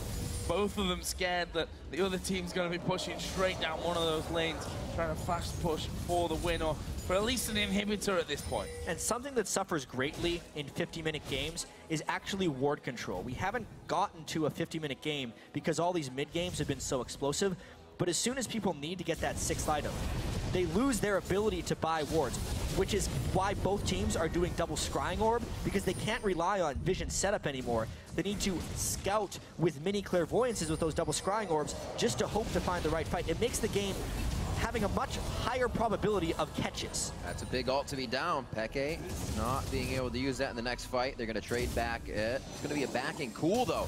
How fast does Fnatic move on this one? Sand does throw out the culling, and everything is given a bit of breathing. And you saw, actually, Loveling didn't take a huge amount of damage from that ultimate from Peke. It's because a lot of magic resist has actually been built by OMG. Everyone on their team, aside from Dada777, who has 99 magic resist, has 100 or more magic resist. Now, if you're not factoring in penetration, 100 MR would mean you actually take half damage from magic damage abilities. Obviously, Fnatic has built some Void Staffs and Sorcerer's Shoes, so it's a little bit better than that, but the type of damage reduction OMG gains from those things is actually pretty great. Pushing from OMG down that mid lane, although their AD carry is not home. He's gone and picked himself up the red buff before they start to move in. We've also got 1.5 minutes for the next Baron, which, the way this one's going, you have to feel will be part of the equation in the ending of this game. Fnatic simply just going to push those waves right back at OMG. If there's a fight that goes wrong here, the game is over. If OMG can catch Peke or Reckless, they probably win. However, for Fnatic, they would need to win an entire team fight to have the time to go back down the other side and take out the inhibitors and Nexus turret just based on the positioning. And because Fnatic has a fairly pick-based team, they're getting 1 or 2 kills and generally not team fights. But I've seen stranger things. This game has been absolutely crazy. 52 minutes in. 52 minutes indeed. 50 seconds left on the Baron, which could mean life or death for these teams here. 11 to 10. That gold lead, 10,000, 11,000 in favor of OMG right now. But Fnatic finding ways to play from behind, making it work for them. Still waiting on Reckless here to do some big moves for the team. We don't even have 18s across the board yet, so they're still looking to get a bit more out of them. That's it. Cool has moved down towards that bottom lane to try and put a bit of pressure on that front. Fnatic have already pushed up to the halfway point in middle. Cool's going to be recalling. Sand's going to be recalling, which gives Fnatic, at least for now, position on Baron and allows them to get some vision down. OMG are just going to come right back at them and do the same, though, surely. Yeah, Fnatic has a bit of an edge here because they have 2 sight stones, so they can get slightly better vision coverage. They're just going to go for this one. They kill it so fast, and they know Zed is actually killing their inhibitor, so game on. Baron going down quite quick. Not going to have much from Ardent Blaze. Baron goes down. How many do they send back? It's going to be cool, doing quite a bit of work. He gets the inhib. Looks like he's going to be forced to back though. Fnatic will not look to make any forward moves off of this without the vision of the full team of OMG at this point. Bottom lane could be another inhibitor. It was actually pretty key that Fnatic didn't recall in the Baron pit and instead ran away as a team. Otherwise, it would have been pretty easy for OMG to just interrupt all their recalls with a culling from San. Therefore, they actually do the opposite of what OMG did earlier. They trade their own inhibitor for a Baron, such is the cycle of this group. And honestly, anyone's guess as to who is going to come out on top of this one. There's a dragon at least for OMG. This time Dada actually hit his hook, was able to go sailing over that wall to do the dragon with the rest of his team. Fnatic is still inside of their own base though, just trying to make sure that those waves are pushing in their favor. Actually having to push all 3 lanes here because even top's pushing against them. You can see how much OMG doesn't like that split push. Like you said, Jat, a little bit of a style change. They have everything they could to start spreading Fnatic thin, but it's always a death ball for them. It might be hurting them a little bit. And I have to say, Soaz with the death cap is kind of caught up to Ryze in items. Ryze hits 6 items in a cheaper fashion than most mages because of his mana itemization. So Going was very close to capped 15 or 20 minutes ago. He is only slowed down in that sense, and since Soaz was so far behind, even though he still has a slot for wards, with the death cap, packs a monstrous punch on Rumble now. It's going to be a long fight when this one actually does finally come down with those Guardian Angels starting to pile up. There's a stun from Peke that doesn't quite have the range to catch anyone from OMG. The hook goes wide, almost landing on Cyanide. Almost seems to be the word to use here over and over and over and over again because things so close to landing. There's actually the stun from Peke onto San, and Fnatic starting to move through again. Almost a bubble landed by that pink ward as it was cleared out, and you can see just how scared Fnatic are of making a mistake. Those hooks, those lockdowns really putting a lot of pressure on the supports right now to hit the Mikhails for the ADs to make sure they're using the Mercurial Scimitars. There is a lot to get yourself out here. It's not just a one and done. Fnatic trying to push in for that though, looking to get the win here. Nobody wanted to go 1 and 3 on this group. Like we said, that would be a death sentence, and they are trying to push for the victory here. The entire path to their season can be decided on this push. They're getting very close to being pushed off. Every hook could mean the group, depending on how it goes down. Another one falls wide, but they get Stada! Dada is going to go to half HP, uses the Mikhails there though to get out of that stun lock, and honestly, Cyanide is very low here, of course, has that regen of both the Baron, has Yellow Star keeping him all topped up as well, and Fnatic gonna step in now towards that inhibitor. Another hook comes wide from Dada, another cocoon goes wide from Cyanide. The inhibitor though going low, so it's actually getting trapped up here. Will use the he's on his as a cocoon. Dada goes down, reckless on the killing spree. ROMG gonna try and push back now. It's 5 versus 4 with the inhib down, bottom inhib open as well. OMG is just so unable to find a fight. Going can walk in for a rune prison, but the Zhonya's will disengage the stun. Very close. Mercurial Scimitar coming out of the hands of San. He also uses his heal on that one. It's going to be Deathmark going down, cleared off onto Reckless. He keeps himself quite safe, but the Baron keeping him healthy here. The Guardian Angel still up for Peke, and they pursue on. Yeah, it's so tense right now. A lot of ultimates down. Peke is incredibly low on mana. Going wants to find this fight, and Fnatic gets both inhibitors. Honestly, the health bars there are an open invitation, really, for Going to just dive into the middle and blow them all to pieces. But Fnatic have now backed away. Their inhibitor has respawned, and they're going to walk away having killed 2 of OMG's inhibitors. But again, super, super close on those fights. Yes, they got the kill. Not able to finish this one off. We're tied at 11 apiece in kills, and we're approaching 1 hour. We're approaching this game, and we're still no closer to finding a winner. No, but ladies and gentlemen, our longest battle was TPA versus Starhorn Royal Club at 56 minutes. We just surpassed that. These guys are definitely taking it to the long haul here, giving them the test down to the last drop. Based on experience, guys, I haven't seen games go much longer than 80 minutes. So in that sense, we are closer to finding out who wins, because it's going to be over pretty soon. It depends on just whitewash fights and who can get the catches where it could really be off of anything. This is actually the second time OMG's, maybe even the third time, I've lost count, that OMG's 2 inhibitors have been cycled. The fact that they've been able to regain presence after losing 2 inhibitors is just ridiculous. And now maybe they can get the middle inhibitor down once again. Fnatic, Reckless, stop killing minions, go back to base. Oh, I want to see a base race. But it looks like they are going to have to go back way too far up these inhibitor turrets. They're going to lose an inhibitor here. OMG can't really move much off of this. They only had that mid wave, and it's not really a game stopper for them to go to the Nexus turrets. They are waffling quite a bit here. Fnatic no one move. No one goes back. So as is thinking about going back, he still has his teleport. They could rush this third inhibitor actually because of the delay. Maybe Fnatic is a mastermind of turret killing. Oh my gosh, they are going to take down the inhibitor. Going comes in though. They managed to catch Peke. Oh. They're going to get him down for the Guardian Angel. We'll bring him back to life. Cyanide has to go up in the air. The Zhonya's from Peke is not going to be enough to keep him alive. Cool gets one. Lovelin's at the back. His GA goes down. Cyanide's GA goes down. Cyanide dies in the end, and now they've locked up Soaz as well. He will use the Zhonya's. Still the flame spinner doing the damage, but going on a rampage. 3 men down for Fnatic with 70 seconds spawn timer. 3 kills. Where does OMG go? Do they try to get the kills, or do they try to finish the game? They have super minions in the mid wave, but super minions are bearing down on their own Nexus turrets. It's a guessing game. How much experience do they have in these situations to know what will happen? They're not going to be able to do much. Those minions did not get there to call in the mid-minion wave when it spawned, so they're instantly on the Nexus turrets. That is going to go down, and they may be even able to What a kill by Reckless. Oh my God. Turret. No one on OMG is back at base yet. Cool. Nobody is back at base. Oh my God, those Nexus turrets, they're going down. The super minions might win the game. The recall's coming in from OMG. They're trying to stop them going through. The Nexus has taken a bit of a beating, but OMG are back onto it.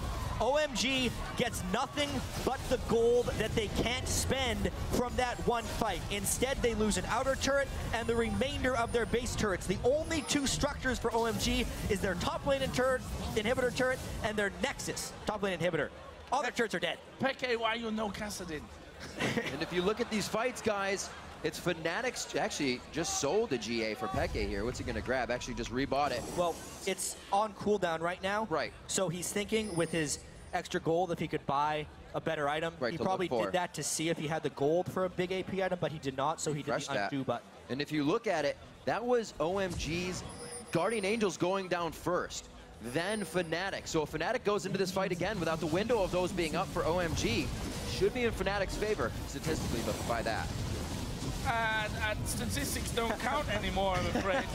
Fnatic starting off the Baron. OMG nowhere near it. This is a Fnatic Baron. 62 minutes in, 61 and a quarter, if we're being really accurate. Goes over to Fnatic. They're still 10k gold behind, but that gold doesn't mean anything either, similar to statistics. Fnatic going back to base to not really spend the money that they don't have for items. That's the 4th Baron that's gone down in this game.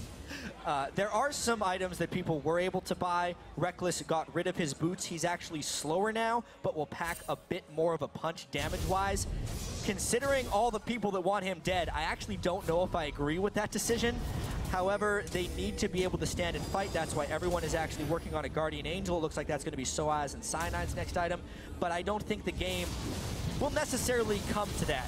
The only downed inhibitor on the map right now is actually Fnatic's. And based on their track record of 5v5 fights, this is going to be testy, knowing they're down both Guardian Angels. Once again, the next fight, even though it may not, could decide the entire game. And you can see how much the players are kind of wondering, what can I buy here? We have sells and rebuys coming from Sand. Cool, sold that Guardian Angel, now has that Banshee's veil. There it is. That's and huge for keep going. Yeah, absolutely. They're trying to keep everything they can at the most efficient.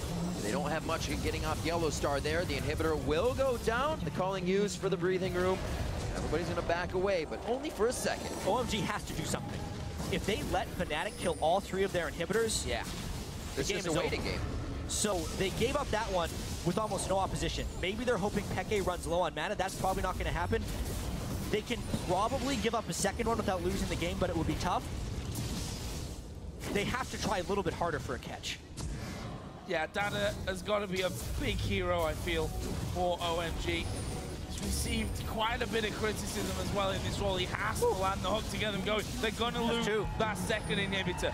Fnatic, I'm sure here, are going to be going for inhibitor number 3 and try and pressure OMG right onto that open next. I'm surprised Fnatic is still pushing through this area. I'd expect them to loop all the way around the outside and just go for inhibitor number 3. They still have 2 minutes left on this Baron buff, and based on how poorly OMG has defended the first 2 inhibitors, they should just go and get the third one. They're actually going to stop.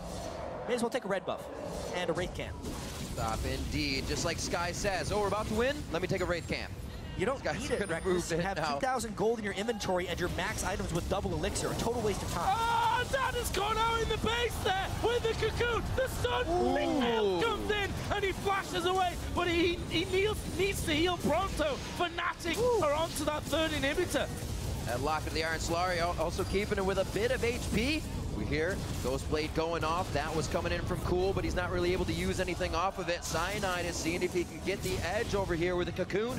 The follow-up coming in from Peke possibly. Peke all elixired up, glowing like a star right now. Everybody is across the board getting Ken here at the end, and Baron buffing Fnatic is maybe what they need to pressure in for the last push here. And for Fnatic, both the Guardian Angels have returned for them. This is the fight OMG has to take.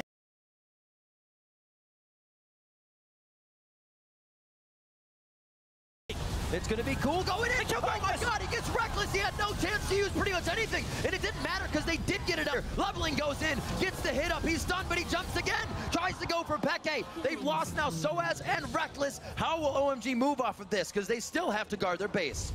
We said that OMG needed to put up a fight before inhibitors all go down.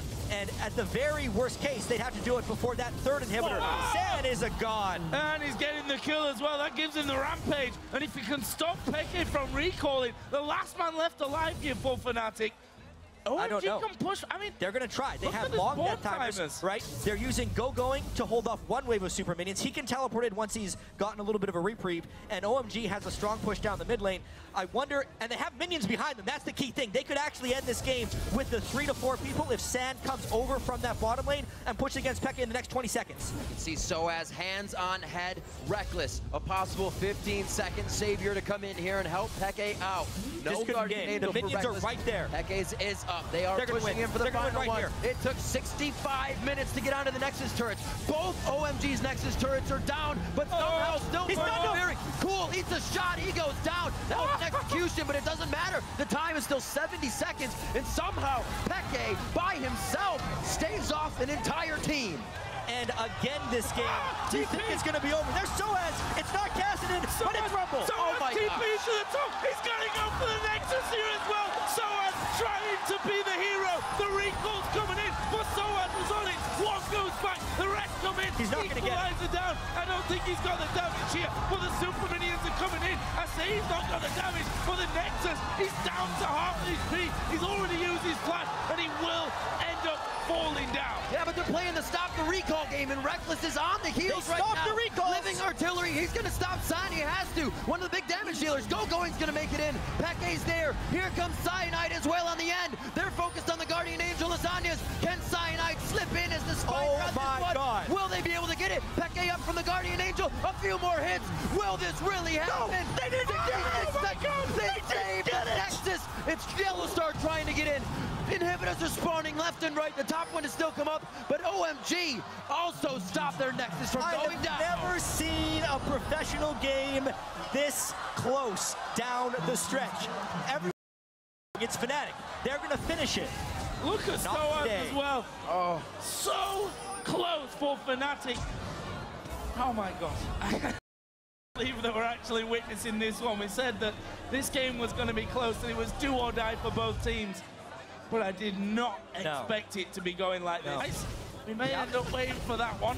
So let's take stock of what is actually alive in this game right now, because it will key in to the next set of advantages.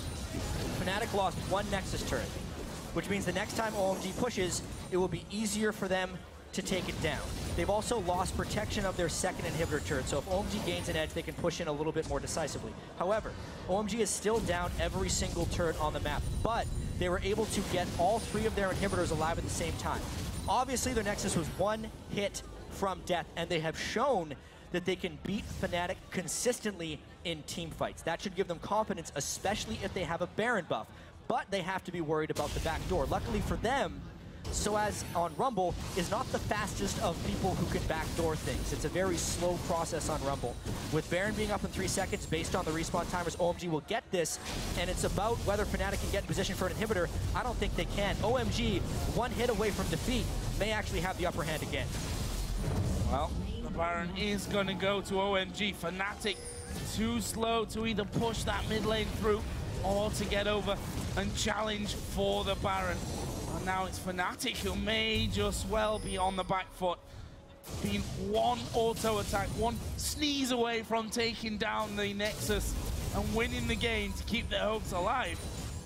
Are now up against a Baron up OMG. Let's check out the goal. Got a little bit of gold to spend. Oh my, 30,000 near on Cool. It's 27,200, Yeah. 27,400. Some amazing gold amounts coming in for this game, and we're over 200,000 gold combined between the teams here. One more minute, and we got a 70-minute game, gentlemen. And, you know, another hour, we'll have a 2-hour game as well. I don't know when this is going to end. Thank God.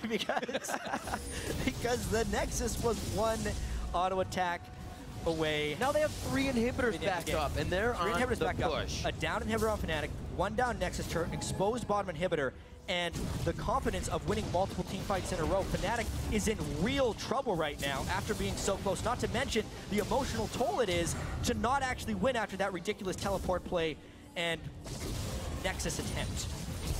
We say often, oh, Nana getting stunned up. Are they going to dump onto Yellow Star taking a lot back, but Nana is down. Reckless gets the kill, but here comes the dive onto Reckless, but he gets away thanks to the use of that Quicksilver Sash. Cyanide going to get his GA pop. Can they follow up from this one? He's going to flash away. Actually will escape, but that bottom inhib's going down. Reckless flashed away when he put the Bio Arcane Barrage on. That's when he's doing the long-range damage. He has not been able to hit auto attacks in this fight. San over the wall with his flash, is able to get out. Summoners down across the board on both sides. Cool has his up. He could still try for initiation here along with Go Going and Loveling. Their flashes are up for big aggression. You can really see just the massive amount of magic resistance people have built on OMG right there, diminishing the effectiveness of that Fnatic team fight. However, they killed Dada. They have 2 downed inhibitors, so they're trying to trade the inhibitors very quickly before super minions would end up killing their own base, just so they can stall out this game, because if they got into another fight while they're down 2 inhibitors, they may lose. They're trying to use this one death timer of Dada to end it, but OMG isn't going to let it happen. Oh, the flag through Go Going. They're going for Reckless. Death box down. Shot down here by Lovely. Who's the next target? Soaz is in between them, but they're going for Yellow Star. Second man down. Make that 3rd and 4th. Peke will fall. It's an 8 for OMG, and that's going to be the game. 71 minutes in, OMG pulls yet another trigger, and Go Going, the man of the hour and 10 minutes at this point. 500 CS, 5-0-15, finds the fight. The only way OMG gets fights, and he does it again. Last Nexus turret, game. Great pressure. OMG's Guardian Angels up, going head first in that fight for the down Guardian Angels on the side of Fnatic. They sit on those death spawns as their Nexus goes down, and OMG picks up the win over Fnatic. I'm a little speechless after that game. The emotional toll that these teams just underwent is something else. Because not only was this the closest competitive match I have ever seen with the Nexus going to one hit and not falling, and probably about 10 inhibitors dying and respawning both the Nexus game. turrets down forever.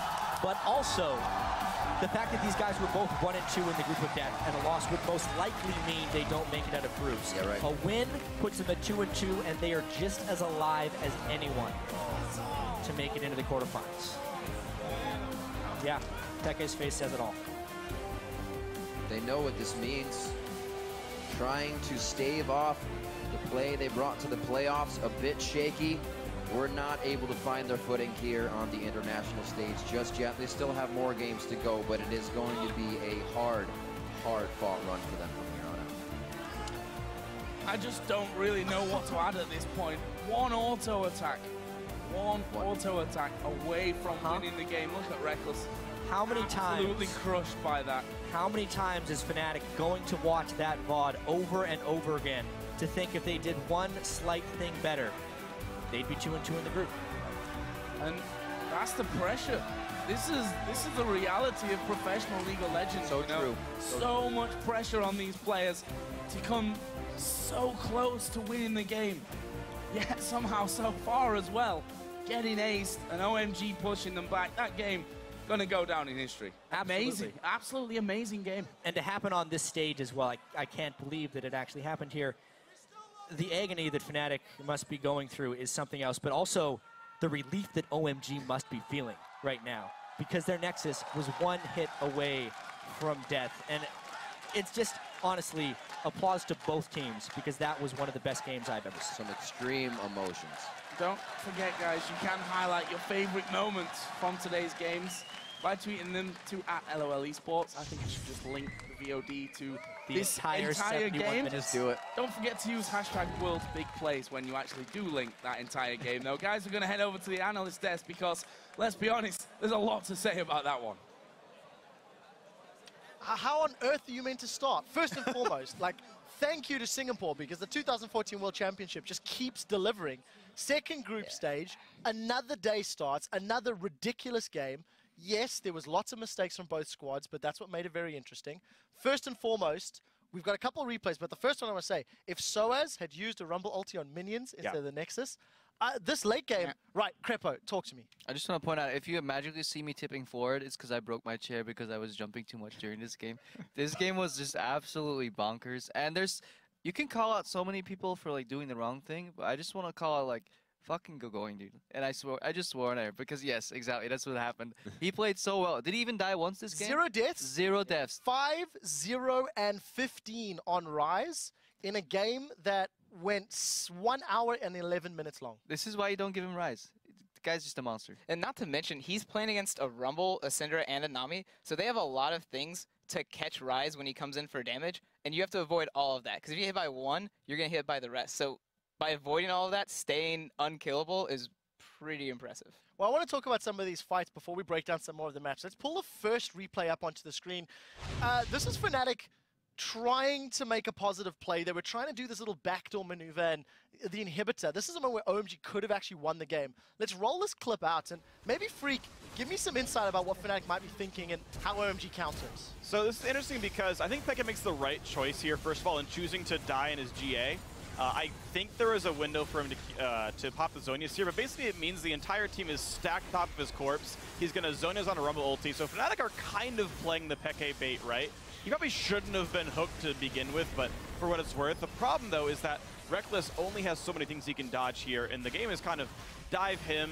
He's got to run back as much as he can. The rest of the team can die out as well. And also the big thing is now he's got this downtime where his W's down, and he can't help anymore. Probably. The biggest thing here actually is just why this fight happened the way it did. It was because Soaz was still down in base, and he was said, hey guys, I have TP. Fnatic pushed us forward for just a brief second, and OMG immediately capitalized on it. You saw Flash Roopers in from Rise and Flash Hookem coming out from the Thresh, and that's exactly what you need to do. But now, this is where it gets a little crazy. Yeah, this is one of the moments that I know myself and Monte Cristo are jumping and yelling and screaming, going, go for the Nexus. OMG, look at the minimap. They're chasing Yellow Star and Reckless. They're going for kills. They could just meet them in the base. I'm pretty sure Yellow Star and Reckless will find you in your base if you're defending your Nexus. So just go to the base, push down mid, kill them there, and just end the game. Cast your mind back yesterday when Peke was playing Ari and Winions helped him take out Dade. Winions today for Fnatic take out 2 Nexus turrets. I mean, I don't know what Fnatic are paying the minions in the Rift, but they're definitely in Fnatic's back pocket. And I've actually been in games like that. If you're ever at a state where the Nexus turrets are dead, literally all you need is if you reach an inhibitor unseen, the game ends. You cannot recall and kill 5 champions by the time you kill an inhibitor or Nexus. All Fnatic needs to do is be like, control one of the jungles, and then see the team leave the base, and the game is over. That instant, you just walk in, the game ends. Crumbs. I think in that last... Hold on a second, hold on a second. Ooh. You're the only person that predicted OMG would win this game, and now I'd like to hear from you, knowing that you've got some, you know, I something to brag foresaw that the game would go on in such manner. One hit, because I too have been a part of certain situations.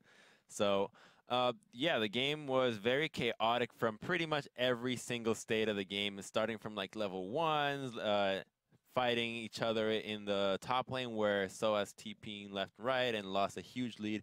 And it just snowballed from Rise getting a really huge lead against Rumble. And the Rise was single-handedly able to give OMG a really strong team fight presence. Otherwise, Zed is not going to do anything in a team fight. But the Rise got so far ahead that he, with a massive AoE against a team comp that wants to stay together, is going to decimate them. I'm happy you mentioned that. We do actually have a special replay with Monte Cristo later. But for that, we have to replay the Nexus attempts. Let's pull up the series of replays that almost ended the game. Roll this clip out. And this is the SOAS equalizer I was talking about. He gets up to the Nexus, and instead of using his super minions with him to kill enemy minions, he throws it onto the enemy steps. Yeah, I think if he had used it against the minions, he would have guaranteed that when he moves around, right here, he's getting himself isolated. So he's going to be receiving way more damage from Kha'Zix. He needs to stay with the creep wave to guarantee him staying alive for longer. Just want to point out in the bottom right of your screen, Reckless is doing the right thing. He cancelled I think 3 bases, killed 2 people there as well. 1 base went through, and we actually did what's ended up being was the Kha'Zix that actually ended up defending all of that. But this is the moment where you want to be the hero, you know, like a year from now you want to be in that highlight clip, you want to be that guy, but sometimes it's just not smart enough to rush to be that guy. Look how close this Nexus goes. I can only think to myself, if that equalizer had got a super minion to the Nexus, 1 hit, that could have been game. That could have been a Fnatic win. I mean, Crumbs, what do you think? Yes, no, maybe? Yeah, no, I agree completely. I really think that even if that wasn't it, he really needed to make sure he didn't get isolated Qs from Kha'Zix. The damage goes up by a huge amount. Just make sure you stay hugging the creep wave and flash out of him when he throws up. Flash at W instead. Don't flash the other way. Like, the isolation damage is one of the best things Kha'Zix has in his kit right now. You need to dodge that. Yeah, probably final thought. Yeah, actually, Peke was in a similar situation, and when he walked up to the Nexus, he used all of his skills on the minions instead of saving it for the enemies. So it was SOAS by himself making that decision. It wasn't their team not knowing what to do. Such an incredible game. All right, guys, we are going to break down some of the early game that delivered us to the late. We're going to throw it over to Monty, who will walk us through some of those lane swap scenarios. And, you know, with the Rumble in the game, it's something we'll continue to see throughout the rest of the World Championship. So, Monty, over to you. Thank you, Quickshot. So, lane swaps. We talk a lot about them in League of Legends. They're a big feature of the professional scene. They are probably the most complex strategy that exists in this game at the current time. They're the furthest away from a player's solo queue experience, and you have to know so many scenarios. So we're going to take a little bit of an interesting approach right here, and I'll try and walk you through what a professional team would be thinking in this kind of situation. So you have to start here with the teams themselves and what they want. So Fnatic here, they have a dominant lane with Kog'Maw Nami against Lucian Thresh. So presumably, one would assume they would want the 2v2 and the 1v1, especially since Rumble tends to be weak in the lane swaps, and we actually do see a lot of teams having a lot of success in the last day or so against Rumble by using lane swaps effectively. So as we start to roll this clip, we're going to look at Fnatic's vision. And right here, you can see that there's an invade coming in from OMG onto the blue buff. The response is that Nami is going to walk in to ward enemy blue. So they have a very good idea this is coming. Now, it looks like Fnatic wanted to initiate a lane swap, Kog'Maw already up on the top side, but once they see the invade, they're going to actually switch the Kog'Maw Nami back down into the bottom lane. We're going to speed it up here for a little bit. So the blue will go ahead and be taken by OMG. Now, top lane, we'll see Lucian. Now, if we look up at Lucian in just a second after the blue is taken, we're going to see that he has frozen the lane. Now, let's pause here.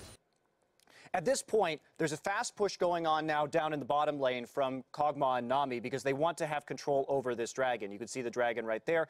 Dada should have already recalled right here to contest because the lane freeze is happening and because they have these wards. OMG has the wards down on the bottom side. So let's move forward. Instead, they're going to go to the red buff. They decide to take Wolves, OMG, and move up. So double buffs will be completed. Dada should already be walking down into that bottom lane. There is, however, a ward here in the river from OMG, so they're going to see the start of this dragon as they start to set up right here, right as the wave hits the bottom turret here at level 1, or tier 1. So we will see OMG now walking down into the bottom side and start to harass. Now, at this point, Fnatic gets a little scared and they pull off before they see Thresh and Rise in the ward. So Lucian is still freezing up in the top side, getting a lot of XP and gold. Now, when they walk down into the bottom lane right here, of course, you can see it very small in the corner, Rise is going to get this, so let's pause here. What they're going to see is Kog'Maw disappear from the map, and they should have anticipated the recall in this situation. So there are several opportunities here for OMG. Namely, they want to start getting this Rise up in levels, as we're watching from OMG's vision. There's also a large minion wave developed on the top side.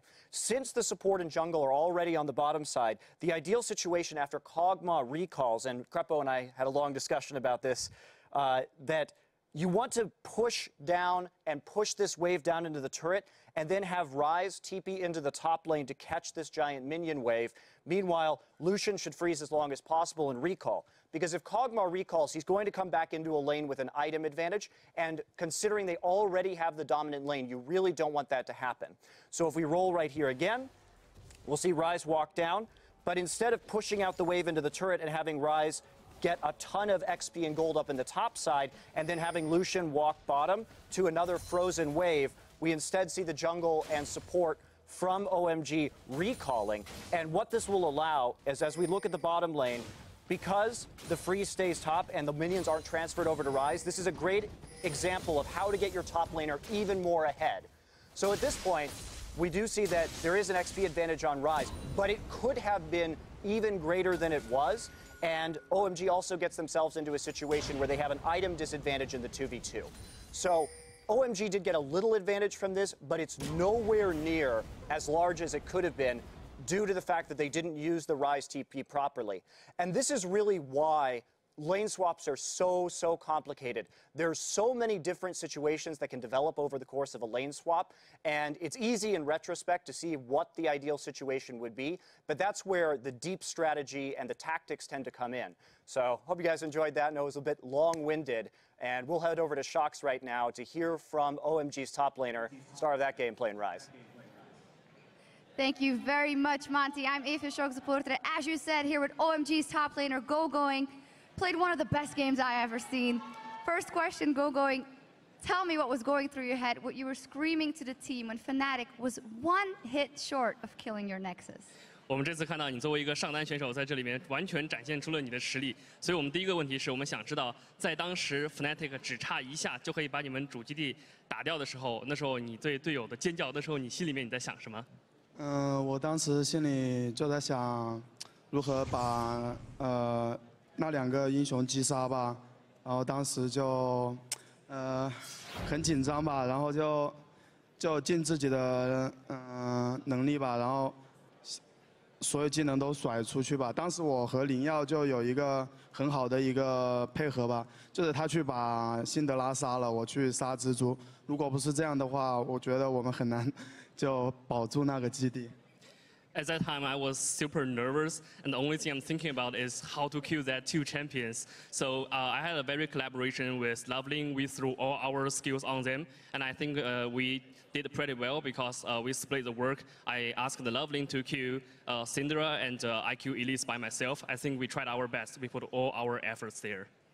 Tell me a little bit more about how you stay calm, because you are the late game Rise. You didn't die once. How do you keep your cool knowing that it's all on you? 能告诉我一下，你们是怎么，就是你自己是怎么保持镇静的？而且作为一个后期英雄瑞兹，你怎么让自己是一直处于这样良好的状态里面，来在后期开瑞全队？可能就是一些比赛的经验，还有心态上的东西吧。就越紧张的时候，就越要保持那种镇静吧。然后瑞兹这个英雄，因为后期是一个很强势的英雄嘛，然后我觉得我们一定能赢的，就打团很大优势。So it's basically based on my experience and my emotion. That's super important. And the Rise is a pretty late game champion. So from our perspective, the more nervous we are, the more important it is to keep calm down, to collaborate with the whole team. That's how we win that. Talk to me a little more about your emotions. We saw your inspirational video in Road to Worlds. How have these last 2 days been, going from a deep low on day one to an unexpected high here in this game? 我们当时在那个冠军之路的这个纪录片视频里面，也看到你个人的一些故事。我们很想知道，在你参加总决赛过去2天，你自己的心里面的想法。从一开始第一天表现整体来说并不是特别理想，到昨天和今天的整体表现越来越好，你自己的心路历程是怎么样的？其实第一天的话，我自我感觉状态都挺好的，就可能感觉自己队伍挺强的吧。然后遭遇了失利之后，就发现团队上存在很多问题。然后我们打完就直接去看一遍一遍的录像，然后把问题都找到了。我感觉这种感觉就非常的好，就是所有大家团结一致嘛，都想为了赢这个比赛，然后做出了很多的努力吧。 So in the first day at the beginning, our team actually felt pretty good about our status, and we unexpectedly lost 2 games. So afterwards, we did a lot of homework. We reviewed the videos again and again to find our problems. I think it's super important to collaborate with my whole team and find the problem and improve ourselves in the World Championship games. Yeah, and what a game it was here. Final question. We have seen your amazing talent in the music video by OMG. What can we expect from your further musical career going? 这场比赛真的是太令人难忘了。然后我们的最后的一个问题是，我们也看到你之前在 OMG MV 里面你在音乐方面展现出来的天赋，我们想问问看你在这方面之后有什么想法？这个都是俱乐部帮我们安排的吧，就唱歌什么。我们平时也很喜欢去唱歌的，就一群小伙子嘛，去唱歌啊什么的，就很开心吧，可能。而且在训练的时候，我们也经常。 就玩着就唱歌起来。 So that's what the club arranged for us. And in our spare time, we also hang out with the whole team to the KTV and enjoy ourselves. So it's pretty casual that sometimes we also sing a song in the game during our practice. I think that's our tradition. Well, it's amazing to hear. Great game. Congratulations, Gogoing. Thank you. All right, thank you very much indeed. We're going to take a short break to catch our breath. And when we return, the excitement continues with an LCS rematch as Alliance takes on Cloud9. Don't miss it.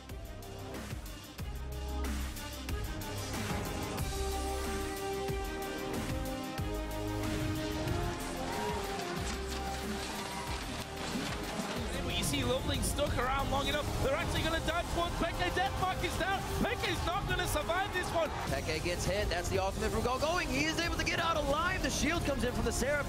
Will be safe. Dada gets hit up from the living artillery. Cool gets one. Lovelin's at the back. His GA goes down. Cyanide's GA goes down. Cyanide dies in the end. And now they've locked up Soaz as well. Peke up from the Guardian Angel. A few more hits. Will this really happen? No, they did it. Oh my God. They saved Nexus. Soaz is in between them. But they're going for Yellow Star. Second man down. Make that third and fourth. Peke will fall. It's an ace for OMG. And that's going to be the game.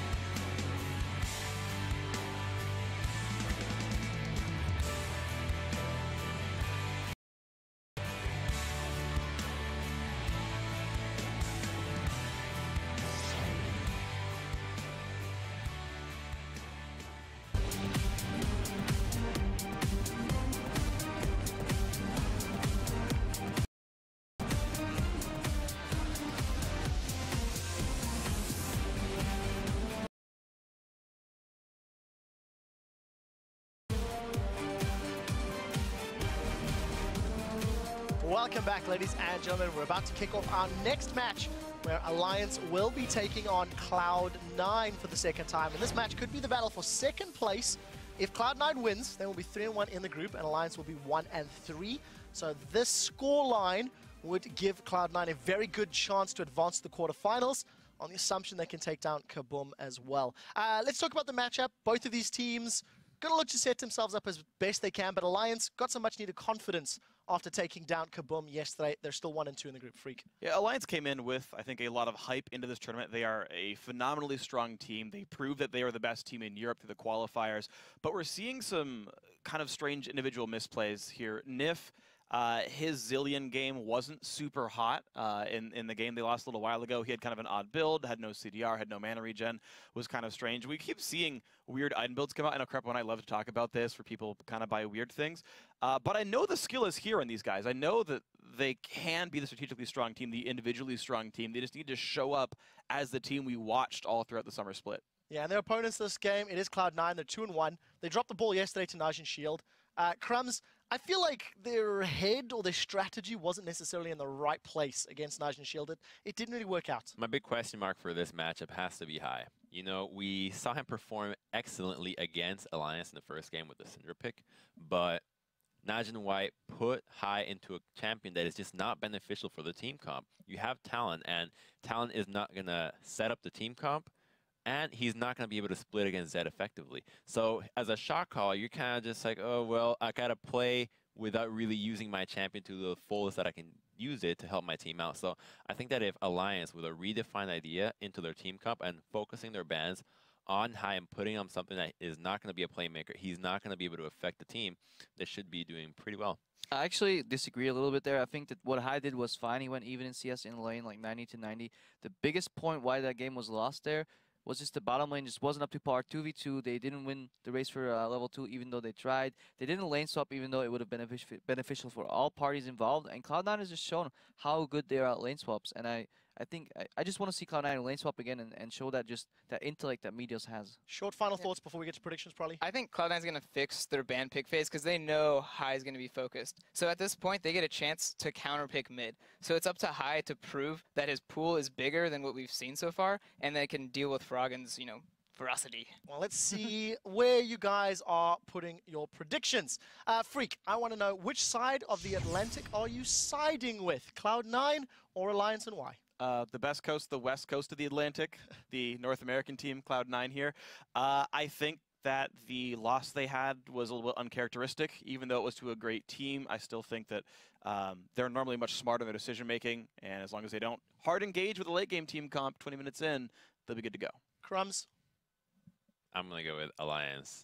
I think that Alliance has a good idea as to what to do next after the teams get to know each other. So I'm really looking forward to this matchup. Now, I know that the next two predictions have already been locked in, but the Prophet has spoken. Prolly, who's winning this game and why? I'm actually the complete opposite of Crumbs. Not just because I'm choosing Cloud9, but because I think Cloud9 can adapt better than Alliance can. So after these games, I think they're going to be able to fix all their holes in their ship. And finally, Crepo?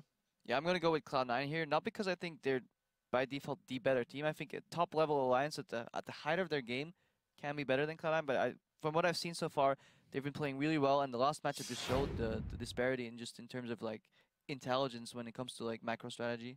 I think Crumbs is 2 for 2 when he's gone against the rest of his analysts in correct predictions. Let's see if he so makes far 3. Yeah, let's see.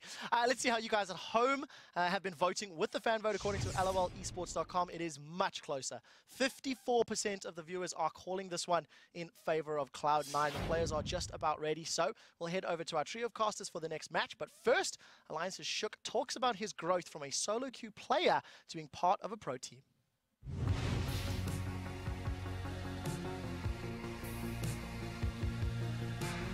I've been playing League since beta. Since I started in 3 months, I became really good at the game, and I just kept climbing and climbing. I enjoyed the game, but I was also good at it. I was one of the top-rated junglers in solo queue. I was quite known in high-low, but it was both for my Lee Sin and for my attitude in game.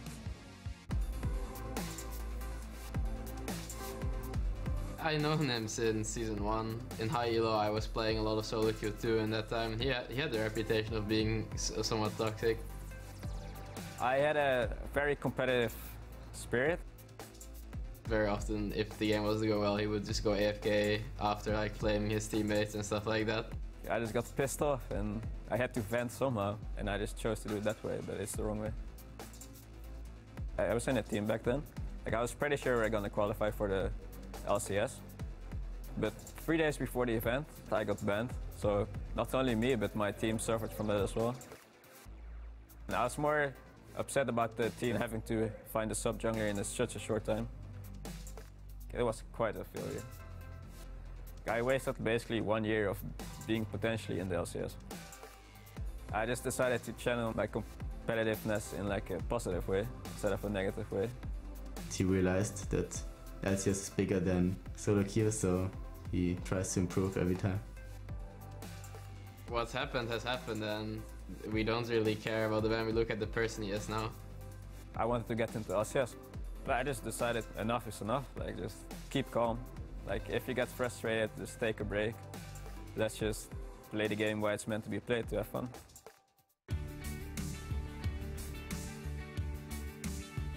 Ever since I saw people play own worlds, I just said I want to be there, so I'm gonna do everything I can. I think my expectations of me were pretty high, so when Alliance wasn't really doing that well in the beginning, like, I felt pretty bad because I knew we were capable of like beating everyone.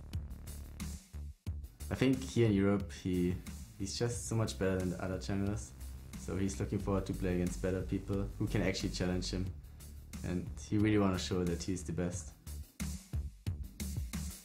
I'm not really afraid to fail. Like, everyone can have bad games, and it's just something that happens to everybody. Like, no one is perfect.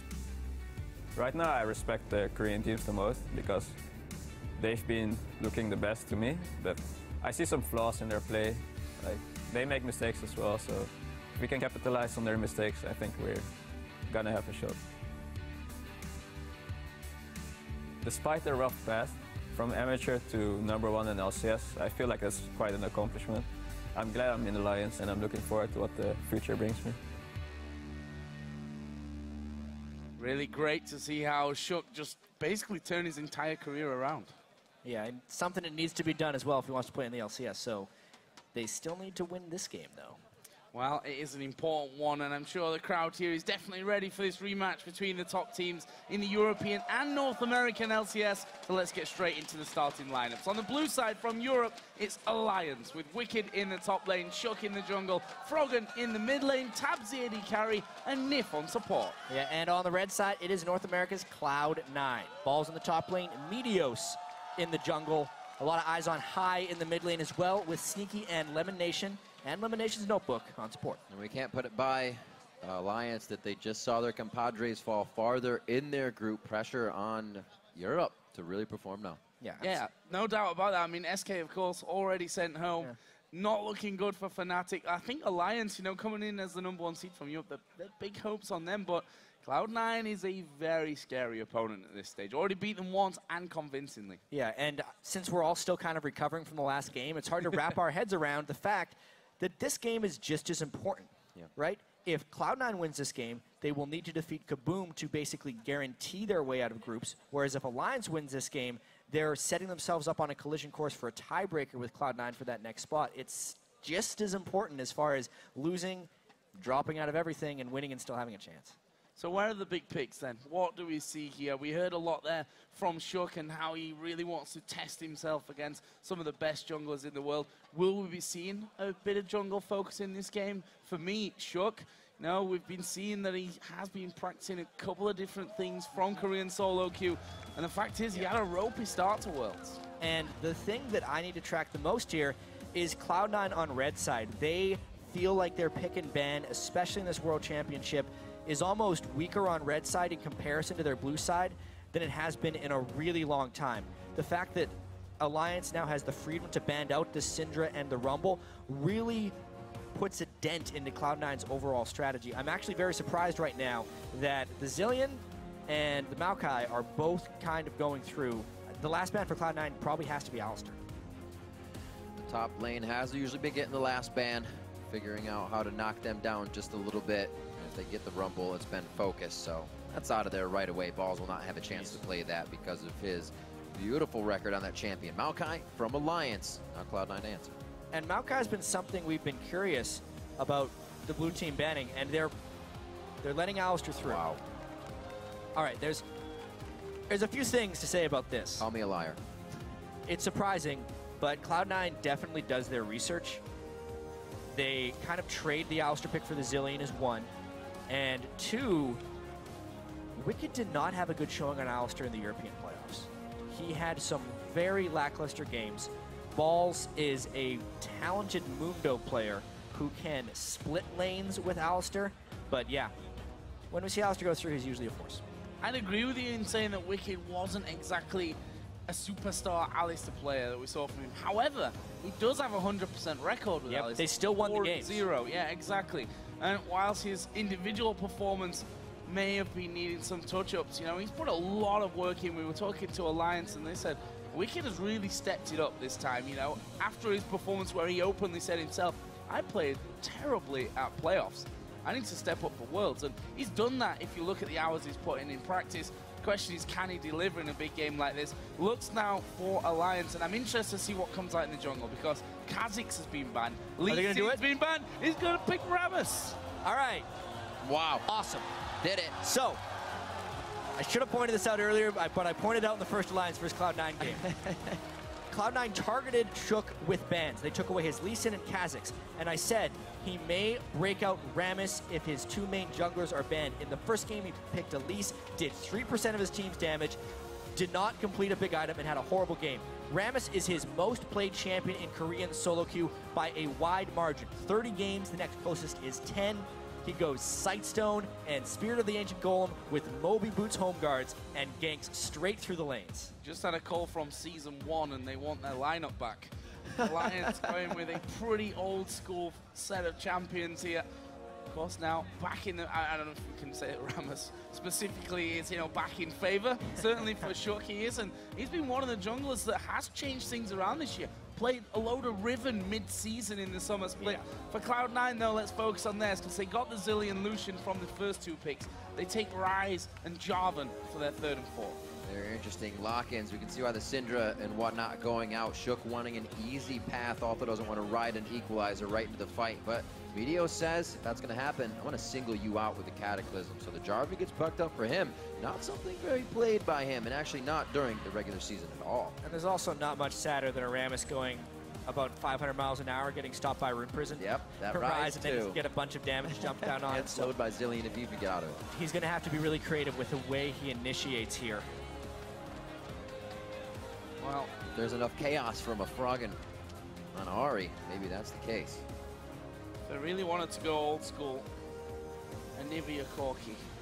Why would they pick Corki? We've already got Cogmore in there. I mean, at least Irelia certainly fits that mold.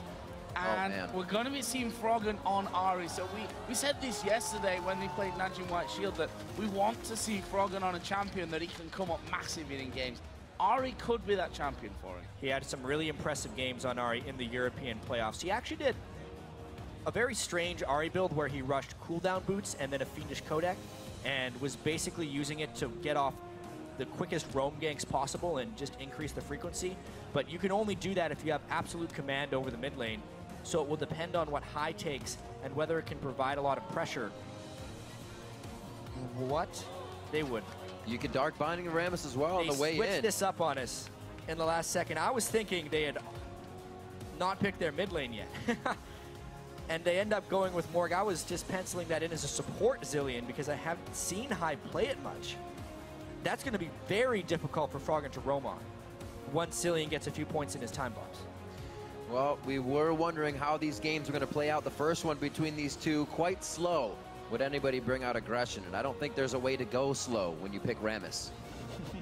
Well, Zilean can certainly slow you down. This is true. Morgana's going to stop you chasing into the team. Ryze has got the similar thing. Even Jarvan has to go a little bit more aggressive to knock you up and stop you getting in there. We also saw, by the way, of course, Nif getting his hands on Alistair. And we said that Nif's game yesterday on Zilean wasn't the best showing that we've had from Nif. And Alistair's a champion where you've really got to be on your game. Yeah, there was a lot of fake outs from me. I don't know if Cloud9 and the Alliance actually got faked out, but I was a little bit tunneled on the Alistair top lane. and the Zillion on support, because that's what we'd seen most of from these teams. But now I'm excited for the difference picks we saw here. Well, I mean, that last game is definitely a difficult one to follow, the Fnatic versus OMG encounter, but we'll see if these two teams can match it. And as the players load in, who do you guys think holds the edge in this match? Tweet at LOL Esports using the hashtag ALLWin or C9Win, and we'll check out your votes during the game. For me, tough one to call, just based off past experience that we've seen so far at Worlds.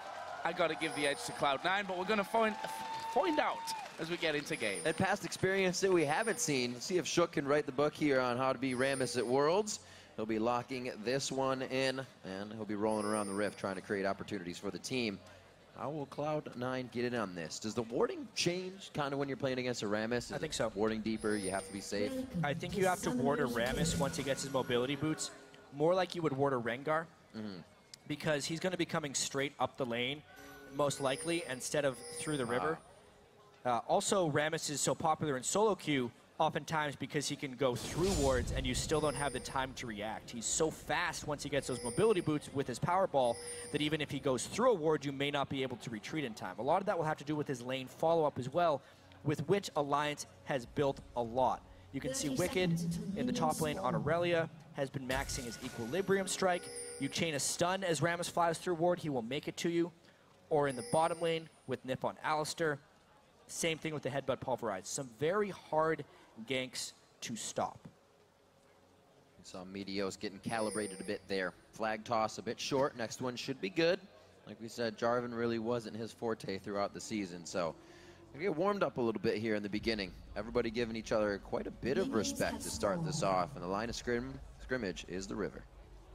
Already wards down in that bottom lane, though, and Cloud9 got themselves inside the brush.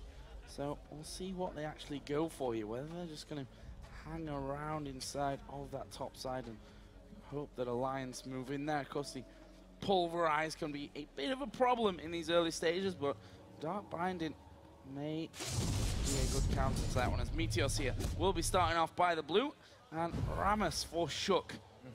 First time that we're going to be seeing Rammus coming out.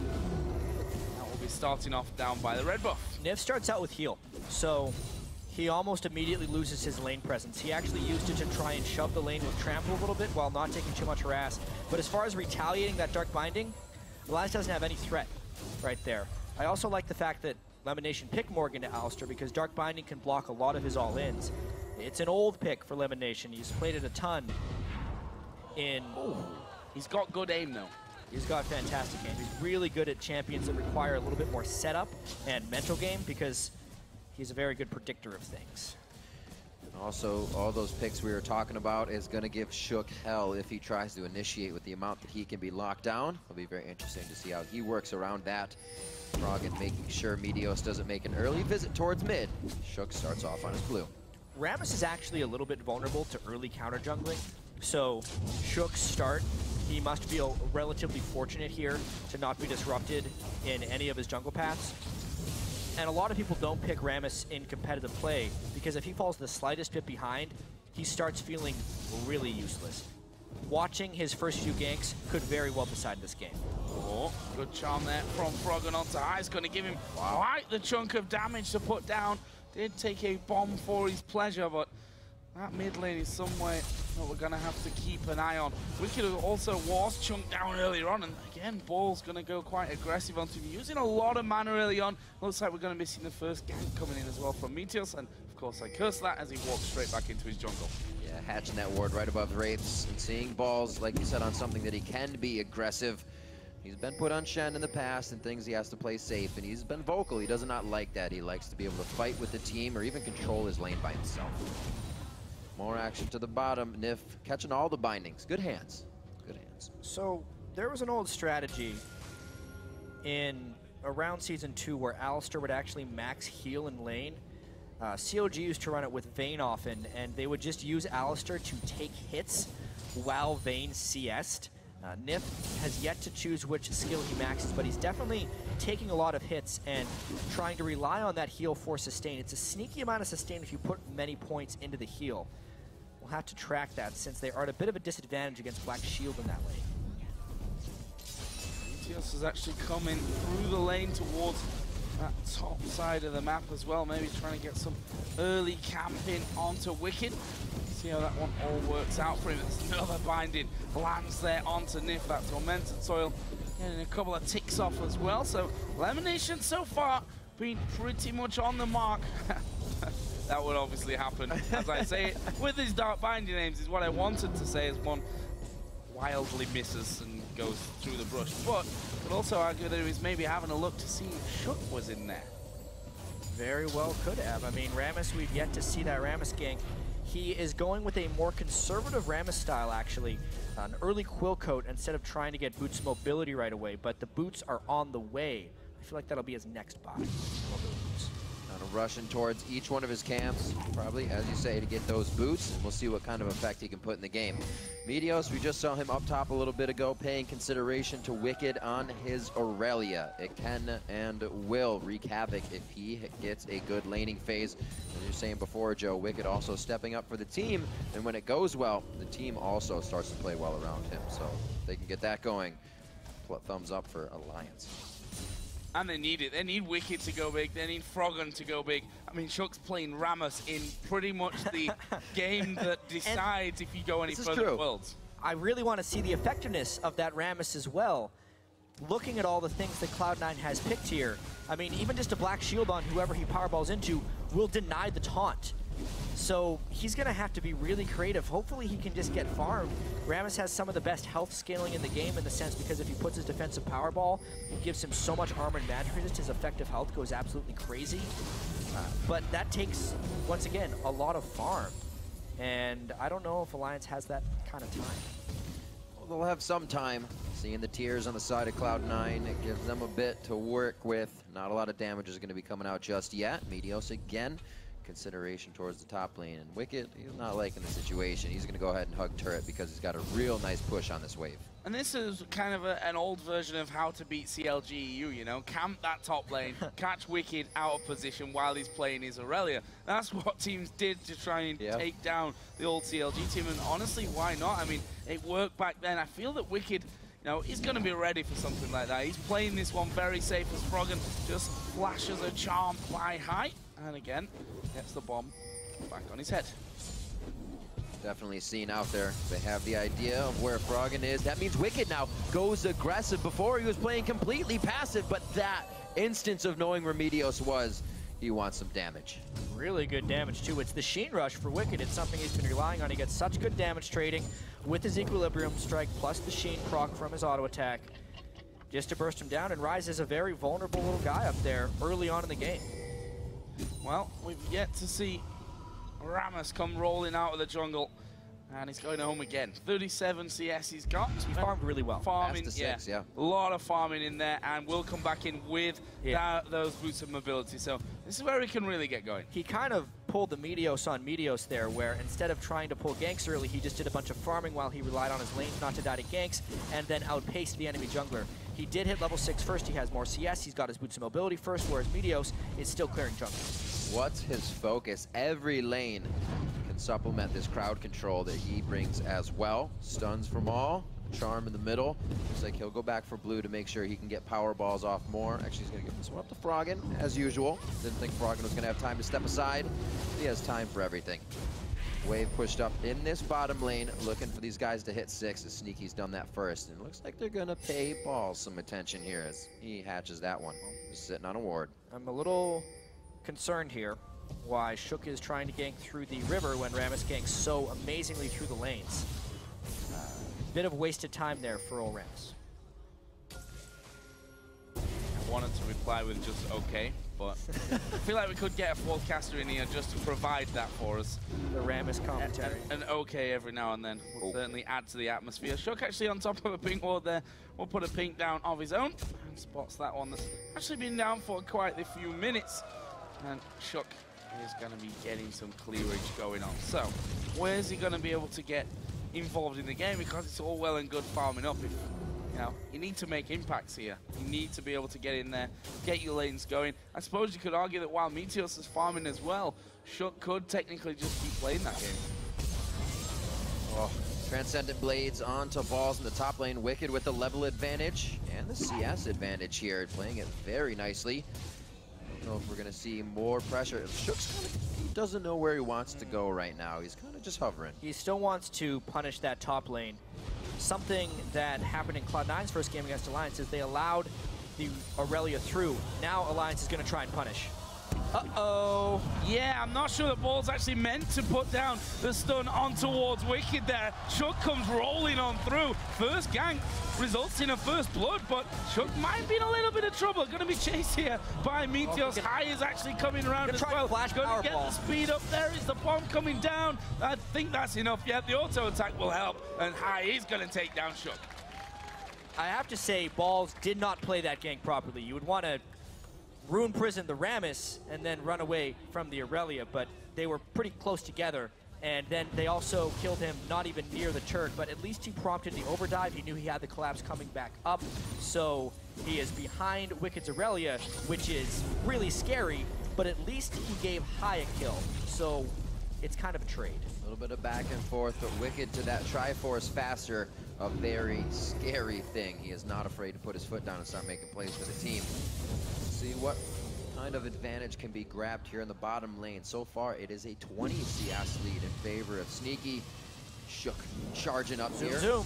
Looks like he could zoom. That's going to be a face-to-face hit up. Wow, Meteos in the back pocket of High here. Gets the Zillion ult down. The Ignite will not tick fully, so he's not going to come back stronger.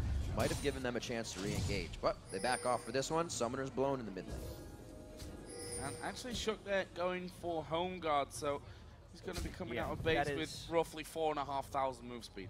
That is the rough estimate of his move speed. It's also the common build you see on Jungle Rammus. It's very much solo queue, but it's also the most effective way of building Rammus. We'll see how quickly he goes back. Generally, you just burn a bunch of health and mana and you don't clear the jungle too optimally, but that doesn't matter because you get back to lane in an instant with home guard power pulse. And it creates such a dynamic, too, that Cloud9 has to think about. The window for jungle ganks usually slows down after you get a gank, but he is going to be back every time, and something they can be caught off guard with. Not caught off guard on the first dragon. That goes over to Cloud9. 12 minutes on the clock. And that was basically just Balls going bottom lane instead of back to the top lane. It will hurt him in the short term, and I think the main threat for Cloud9 here is if Wicked can run over Balls in that top lane, because based on the team comp here, Cloud9 needs that mid-game power spike, and therefore they need Balls to actually get to his Rod of Ages pretty quickly. And if Wicked is able to overcome that with a more powerful Aurelia that can then roam down and start taking over the game, it will throw a pretty big wrench into Cloud9's plans. Good roam from Nif here. Up and Shook get in some wards. What's his Death Squad looking for the top lane? They considered, let's get Balls again while he's up here. Wait a minute. Balls isn't in his top lane. 4 people to the top side here. Maybe they'll get a turret out of this one. Wicked's been freezing it the whole time, so they think Balls is standing on his turret. Yeah, they're prepping for a dive. Instead, they're going to get a turret, and it's actually a turret trade. It's almost like an early game lane swap, except it's happening in 13 minutes. Yeah, and they lost the dragon just before that, which I suppose is very much Alliance style. You know, we're not comfortable enough to challenge for the dragon, give it away rather than losing a few kills as well. They do get that top turret back, but leaves them 1,000 gold behind. The Shook is gonna find Balls here. Let's see if Balls can actually get away. Nif moving in, the bombs start to come down. Charm will land onto Balls, but they've not done enough damage to finish. Yeah, nice defensive showing there by High to just prevent the all-in, since it would have been chrono shifted away regardless. Alliance is in a pretty peculiar position right here. They burned a lot of their stuff to get that first catch on a ball, so they don't really want to show into the mid lane now. Ping in the top lane from Balls. He says Wicked is MIA at this point. Doesn't look like they really have the flank to get in on anything here. Good wards coming in from Cloud9 and both Alliance to try and make these work. Nobody really coming up with too big of an upper hand. The gold from the objectives in favor of Cloud9. And these lanes have opened up quite quick. There's a lot of roaming here. Whoa. There we go. Yep. Just about Recall is not the same for a home guard Rammus than it is for anyone else, because he gets back to mid lane in about 5 seconds after he just bought, but he filled up his health and mana, and then he just goes and takes the buff. Funnily enough, I wasn't all right with 4,500 movements. Well, reaching 1,000 there, speed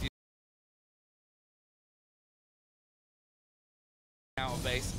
Froggen will be getting his blue buff gifted over to him. Has a lead in the lane in terms of CS, but of course, Hai does have that kill with Zilean. Athenes will be coming up first for Hai, along with his tier, of course, getting stacking. So building up those minor items. Similar scenario for Balls in the top lane tier, and has got the blasting one. So Rod of Ages will be coming into play soon. Trinity Force for Wicked, though, is a big item. Pretty crazy how much Balls is trying to avoid this top lane. You do not want to give Wicked any bigger of an upper hand other than CS at this point, but Balls will fall farther and farther behind as this happens. And that's the big reason Balls is avoiding Wicked in that top lane. I mean, Wicked is, unless he's willing to push into the second tier turret, not going to pull much pressure up. He should probably be pushing this as quickly as possible. However, he actually doesn't know where Balls is. He's hoping that he's denying him CS up there. Balls is just willingly denying himself. It's a potential danger, actually, because he is still going to fall behind in experience and gold. He's now 2 levels behind Wicked. Oh, Shook might be in a little bit of trouble here. Although, there is a ward down. So they spot Cloud9 coming in. Cloud9 do get that vision down. And know that they need to be careful now on this bottom side of the map. There is the binding actually giving the position away. Shook says, you know what? I'm just leaving you guys to this one. See if they can actually hold. Looks like they will, because Sneaky and Lemonation not going to push any further. A lot of forward wards put in this one by Cloud9. Let's see how they act on these instead of letting this get swept out. Meteos actually is going to just protect Hai as he backs in the mid lane. Shook standing on a ward as he throws one down. Have not seen gank coming from him too much. On the Rammus, it's been more of just in and out, put some wards down, not too many ganks yet. Yeah, and with the Sightstone now, he's really heavily involved in vision control. Was not able to impact his lanes that greatly. However, the one lane he did impact was impacted in a very huge way. It's the largest discrepancy we see in this game. And you can tell Balls has to 100% avoid Wicked. It's a huge amount of map pressure lost. And if Wicked can make it down to this next Dragon fight, it will be very interesting. Well, they are starting to move in. More wards cleared out by Meteos and Lemonation. Bottom lane is pushed up, though, in favor of Alliance, so they can choose to get a bit of free turret damage. Wait until this next dragon comes in. There is a nice little binding through into the brush, which will catch directly onto Shook.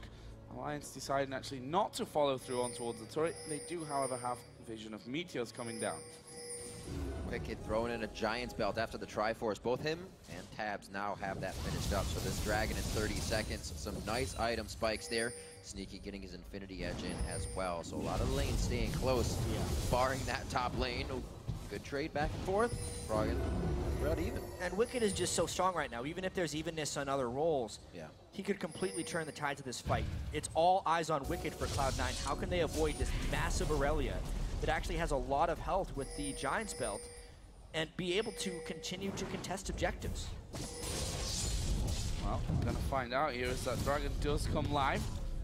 Wicked actually headed to push the bottom lane out. We are seeing blue buff about to be given over to Hai to aid him in this next fight. Alliance certainly have positioning on that one, and Lemonation there stood right on top of a ward will allow them to see that binding going through. The charm almost landing there, but didn't actually connect. And Alliance, they're moving for this bottom tower.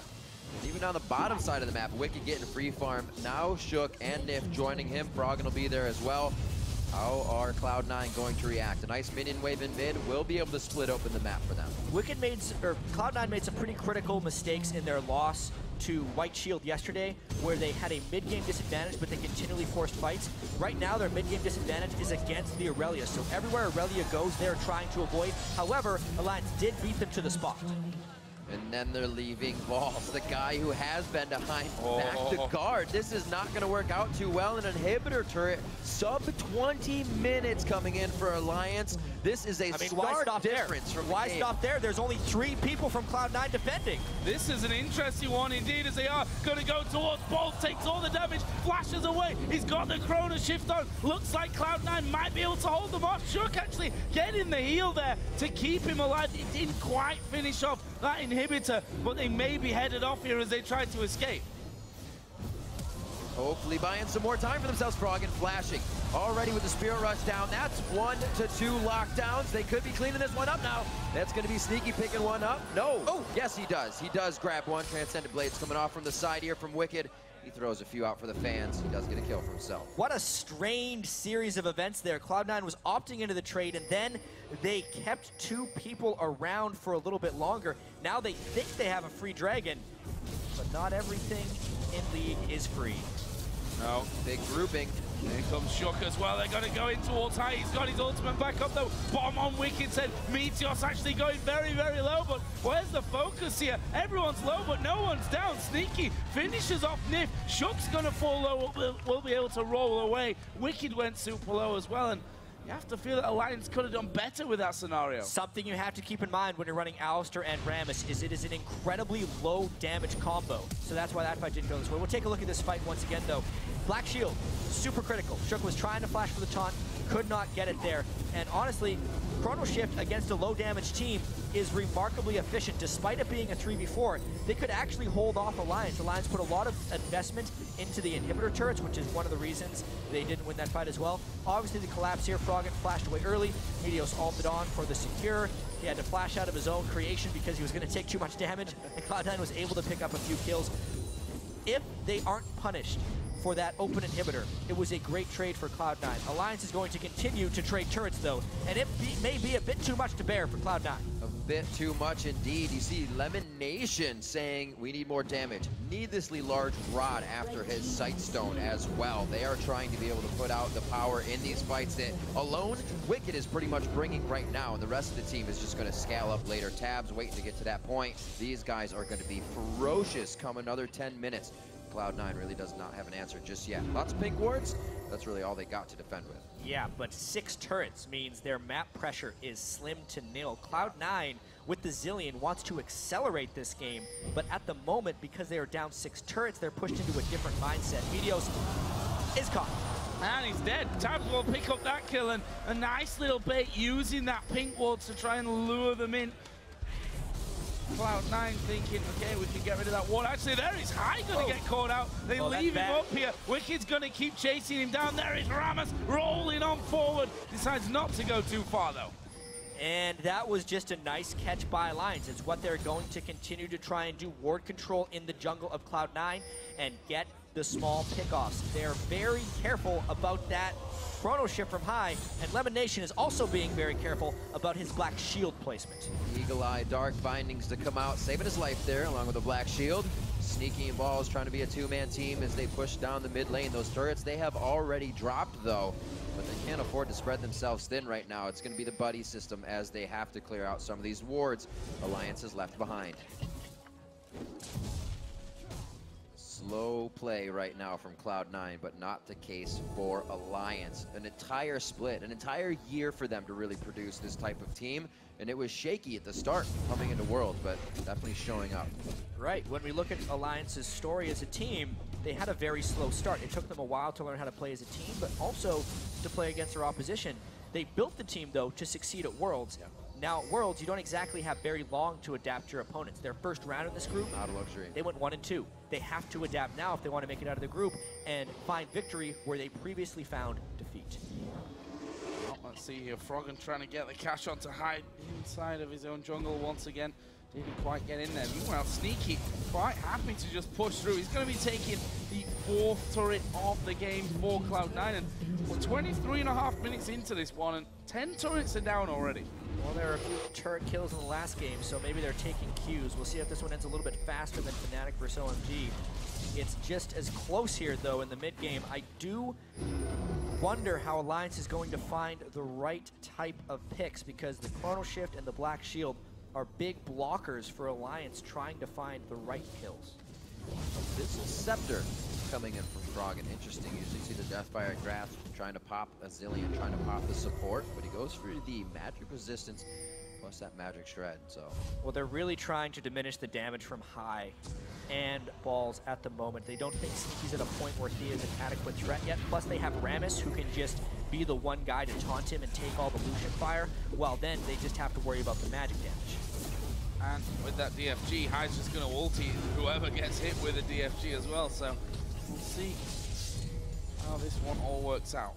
Waiting for Nif to maybe get started here, because once he lands a decent pulverize, it's good follow-up with the charms coming through. Actually, Cloud9 here, headed straight down this middle lane. They want to go on this inventory. Lemonation's really low on mana for Cloud9 to be posturing so aggressively. That's what Nif sees. He goes. The double headbutt pulverize from Nif with his ult on. They're on to Taz, but it's only Meteos. Ball's trying to focus that. Chrono Shift's going to come back up for him, but they're standing in Tremors right now, and it's a lockdown kill onto Tabs. The Cathian surprise to deliver out the damage does not help, but Balls is on the run here. Alliance coming up on the fight overall. Actually, a 2-2 across the board. The magic of Zilean. It seems like they would actually have an edge, but they have to kill Balls twice. Tabs and Nif actually get singled out by Sneaky on the other side of the fight, while Wicked was diving Balls really aggressively, and somehow Cloud9 gets away with pushing a little bit deep. Looks like Froggen might be trying to go up this mid lane here. Cloud9 actually full on recall from those 3 remaining men that didn't go down during that last fight. For Froggen though, it was just a case of clearing out on that middle lane. So let's watch this one again. Started off with Alliance getting bound up there by Elimination. Yeah, obviously though, Nif is a little bit too strong to focus, and Wicked, sorry, I was wrong, was looking at Sneaky, but then decided to kill high. I'm trying to figure out exactly what happened to Kog'Maw. Meteos just killed him, straight up, and then Nif's ultimate ran out, so Sneaky was able to get the secure there. A very spread out and somewhat chaotic fight, which we will probably see a fair bit of, considering all the single target damage on Alliance. They will need fights to be a little bit spread out to avoid dying to what will be a lot of AoE from Cloud9. And I'm interested to know what the comms are for Cloud9 right now. Usually only high in the team fights, but he's got so many different things to think about with being a Zilean. Who's he speeding up, slowing down? Who's he throwing Chrono Shift on? Is it really him still calling the shots in these fights? 5 pick wards down the line as Cloud9 is trying to stave off the push that Cloud9, or Alliance, just looking at what's on the screen and saying it, Alliance is pushing down. And we'll see if they can do that. Well, if there's one thing I always want out of a Zilean who's on my team, Riv, it's someone who's willing to say, I got you. And since I speak so much on communication and the team has so much trust in him, it makes sense that he will be able to deliver those ultimates on the right targets to prompt aggression. But it's still going to be difficult with all those charms flying around. Alliance again pushing up that bottom wave. Got an open inhibitor. Cloud9 doesn't have vision control over this dragon. It's real dangerous. Whoa! Meteos going right between them. The Elimination going to get taunted in, but who are they going to go for? Wicked diving in the back. It's a good ultimate from Elimination, and the Culling is going to go through them. Ball's got the ultimate on him from Zilean. Elimination still alive here. Finally a flash in from Tabs. They've managed to lock up Balls, but he gets the kill onto Froggen. Shunk will actually go down as well. Balls are still going. Are you kidding me? And the bomb will get another one. Triple kill for Tabs on the other side, though. It's a 4 for 4. How? Miraculously is the only word I can say right there. Alliance's low damage as a team really cost them there because the revived Balls cleaned up and they were never quite able to finish off high despite Where did this go? Meteos burning everything for vision. The fight starts, obviously, and now Cloud9 gets a decent amount of AoE down, but really, they were caught with their pants down when they checked this spot right here. Meteos dies pretty much without doing anything. Obviously, Tabs is wrecking face in the back of the fight, but he's the only one really able to wreck a large amount of face. Froggen gets killed by the Balls that he revives, and then it's just a comedy of no damage right here. Rammus, Alistair, they can't do anything. Tabs isn't at range yet until the last hit, and Rise plus Zilean take out a bunch. Balls has been the focus of that Chrono Shift just about every single time. You can see him bringing out a blue elixir for this one. Cloud9's definitely want to get back to the fight. The teleport into the Death Rush. Culling coming out from Sneaky. Meteos missing the flag and drag on that one, and that is the re-engage. A nice orb of deception through the whole team from Froggen, but he's locked up right now. Can't deliver any more damage. They pick up 1. They pick up 2. They're on the Balls now with the headbutt pulverize, and they are going to get 4 kills for themselves. They're not going to lose any this time, though. Finally, Alliance finds the fight they needed, and it's because they continually pushed the envelope. At that point, Meteos could not find the right engage. The triple kill that Tabs pulled off in that last fight gave him some powerful items, and they really just, that time, used the power of Wicked for a fight victory. Chick wanted some help. They're going for Baron. Speeding on again out of the base, and High just going to recall here, spend up what he's got, heal back up, but Alliance are going to pick up the Baron. And a crazy little fight, and this time they did it right. They waited for the chrono shift to come down, stepped back and said, okay, let that run out, and then we can fight him once again. Yeah, now with the Baron, they may be able to go and get the Dragon. They're just going to keep the pedal to the metal here. They were criticized heavily for not being able to capitalize on an advantage against White Shield, and also the entire game against Cloud9 because they had a slight disadvantage. Let's see if they keep pushing the envelope here. Wicked, though, in the wrong lane without teleport. Cloud9 might be able to take a Dragon, but it will cost them turrets. Cost them turrets, indeed. They're getting everything that puts gold in their pocket, but gold items are not working. We see the Zanya's up from Lemon Nation now, providing a little bit of help in the last fight, but with all those things being down, like you said, Joe, the chrono shift, that Zanya's down. Those are the things Cloud9 needs to win these fights all the time. The Alliance just being ahead makes it that much easier. See this again. Yeah, it was just a really poor engage by Cloud9 and a great disengage by Alliance. Meteos uses this flag combo for nothing, and Balls teleports in to a disengaged Alliance. At this point, Lemonation's like, fine, I'll do it, but the rest of the team had already used all of their initial initiation. He gets a stun off, there's no follow-up. In the back line is a whole bunch of pressure from Alliance, what is becoming a very strong tank line of Wicked plus Shook, Aurelia, and Rammus is a little bit too much to deal with for Cloud9. Sneaky can't clear out those champions just because of base stats, and they've stacked enough MR that the Balls, Rise, and the high Zillion can't get it done. Well, just getting himself that blue buff. There's a lot of wards down here for Alliance, and that's another point that they've been criticized on. Their vision, if you think back to that White Shield game, oh man, you can argue that they walked far too often into darker areas of the map where they just not got the wards down. Cost them the game in the end, but this time looking to not make that same mistake twice. Yeah, Ruby Sightstone and a Spirit of the Ancient Golem by Shook. Even if his wards get cleared out, he's going to have a whole bunch more to place down. Ward clearing has been better this game for Alliance as well. You can see pink wards already down on the map, but pink wards still in their inventory, something that the best teams so far at the World Championship have kind of been doing. Alliance was actually second worst in the group as far as wards killed going into this game. I expect they're going to move up a little bit in the rankings after this one.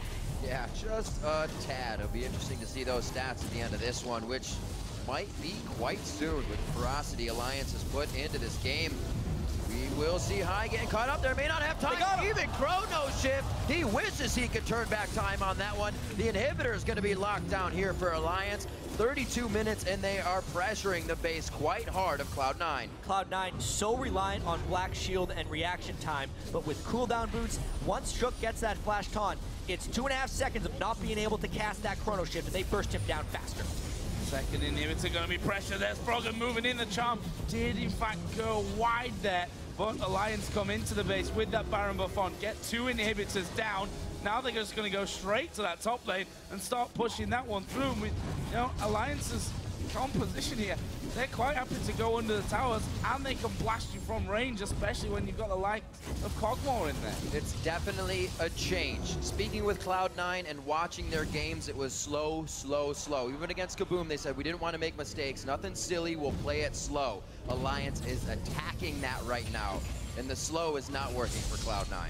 No, Cloud9 is out of time as well. They didn't necessarily want to play this game slow. That's why we saw so many mid-game skirmishes. Yeah. And just flat-out giant team fights, too. But they lost the fights. Alliance was the victor, and they, with 2 inhibitors down now, are in prime position to end this game in the next few minutes. Let's take a look at this last flash taunt. It's just something High didn't expect. Wablam. Very last edge of that taunt. And yeah, there's nothing High could do since the Black Shield was actually on Lemon Nation instead of High. Yeah, not quick enough to get the chrono shift onto himself there either. I mean, there was a split second where he wasn't locked up there, but at the same time, you don't want to just use a chrono shift as soon as someone flashes on you. You need to use it right before someone dies. High can't be in the front line. Obviously, hindsight is 20/20, but Shook had the faster fingers there. So Alliance finally got this wave pushed up on the top side of the map. Shook actually just going to walk on straight into that minion wave, and actually should get behind or away from his minions there to stop that bomb just wiping out that entire wave. without that, I think Alliance still going to be playing this one cautiously. And I will say, just a great job of Alliance to stack magic resistance. They've been playing these fights perfectly, almost ignoring the magic damage threats because of their items and being able to get Sneaky in positions where he can't deal that much damage. It's worked wonderfully. Wow. That graph really telling the story of this game. Very, very close most of the time. Been in Cloud9's favor as well, that gold lead, but big swing coming in for Alliance as Nif just threading those super minions up through the middle lane. They've actually got super minions going on to the Nexus turrets. They might have to give this one up. Wicked with the Guardian Angel, not afraid to go in on this one. Nice Soul Shackle from Lemon with the Zhonya's down, but he will follow quickly going down. Meteos is going to be the next one hit up. Could this be game already? The minion waves are hugely pouring in for Alliance right now. They could look to seal the deal. Ball's one of the last ones standing. Sneaky on the outside is just charmed right in, and it was a beauty. One more shot coming in from Tabs, does not take down high, and it looks like they are ready to seal the deal. Well, the minions are already killing it for them. Their first Nexus turret went down without any problem, and Alliance going to go for one last kill here onto high to give them the ace, and will be able to finish off the game, tying them one apiece now with Cloud9, which means this group could be going tiebreakers. Wide open. It was a very impressive performance there by Alliance. They played crisply, and they also played quick. All things that were lacking from their defeats thus far in the group stage. Smart itemization, they worked around the pick and ban well with some unconventional things getting through. They capitalized on the Alistair, they withstood the Zillion, and they came out victorious. And cut completely in half, a 35-minute game instead of a 70-minute one. Much more definitive here, coming out from Alliance. And wow, Shook bringing out the Rammus, getting in the heads of Cloud9 as much as they could. And it seems like, as Cloud9 said, they were a bit shaky coming into these pick bans. They wanted to be stronger with Meteos going on to Jarvan. It did not seem like the engagements they wanted when they wanted the fights. No, and that's the thing. If you put a lot of focus in bans onto Shook, you take away Kha'Zix, you take away Lee Sin. With those, especially the Kha'Zix, do you also hinder yourself? Exactly. It's a good question. Meteos hasn't played much Jarvan in competitive play. It wasn't a terrible pick or a bad pick by any means, but he did not find good initiations with Jarvan, that's for sure. And Shook did find good initiations in tandem with Wicked, who, by the way, went off. That's a big thing that I think will change in the rest of these group matchups. It's his best champion by a mile, it seems like. Obviously, Ryze has been banned against him. He has a lot of faith in his own Ryze, or it's been picked away.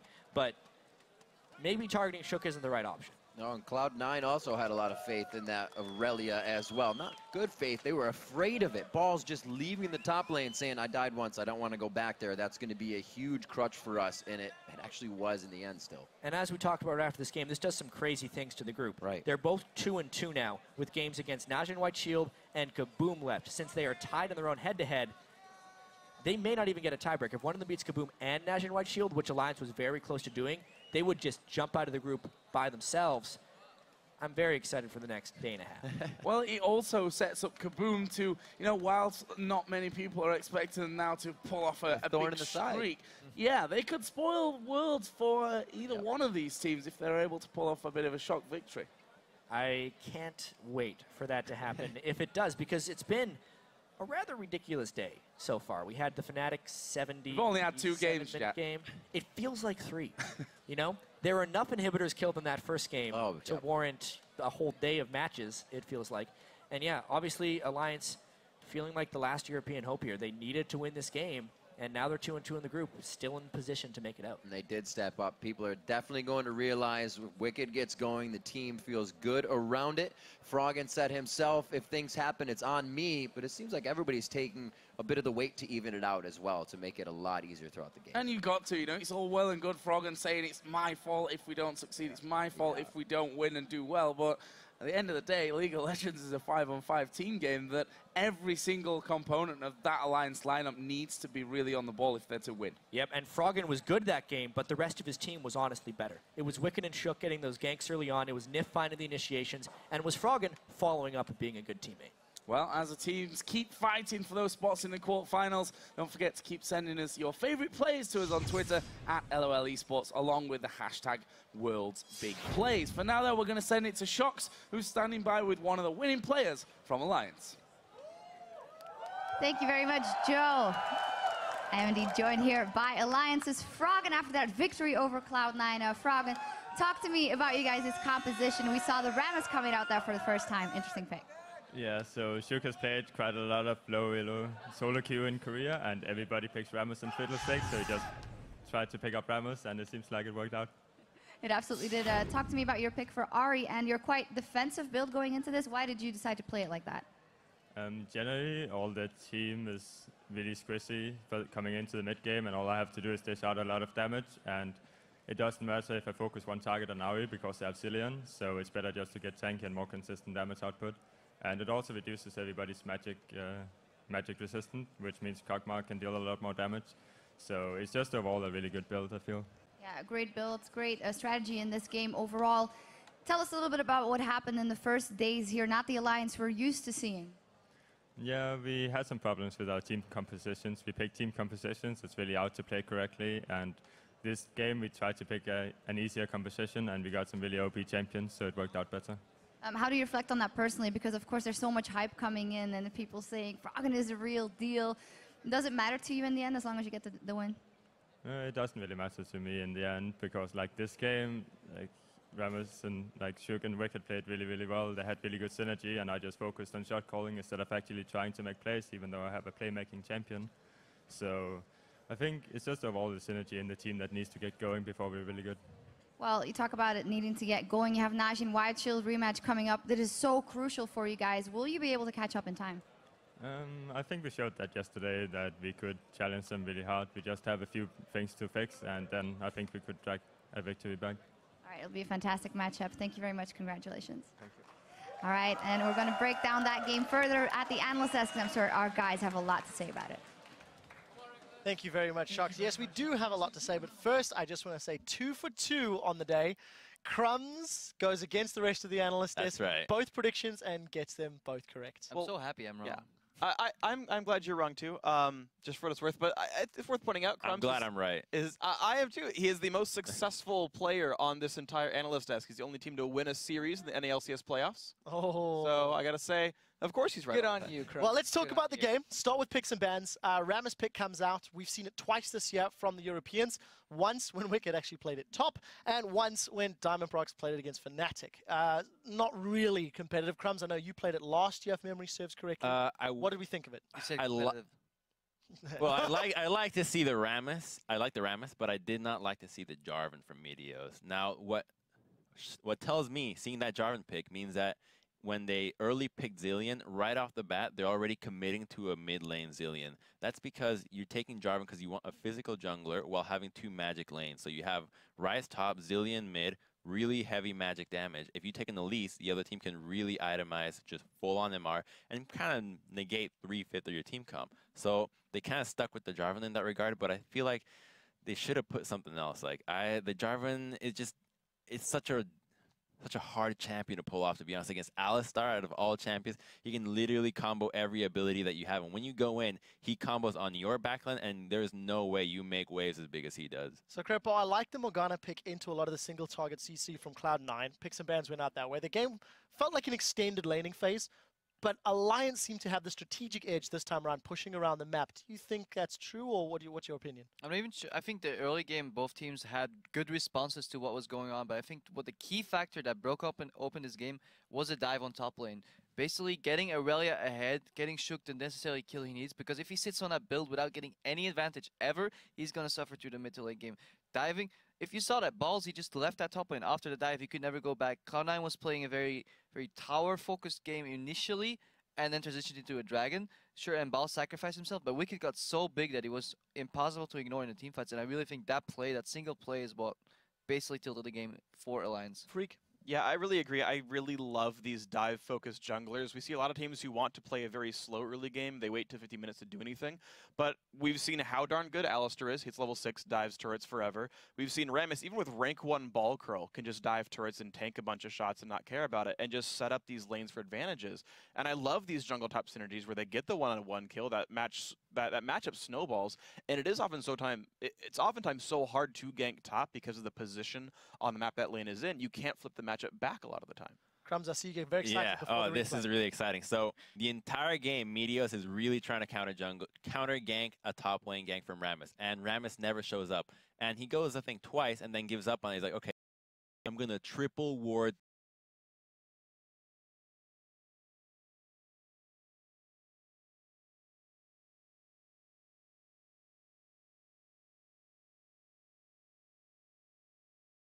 top. So he had a ward in river, a ward at Tri, and a ward at doubles to protect the gank from Rammus.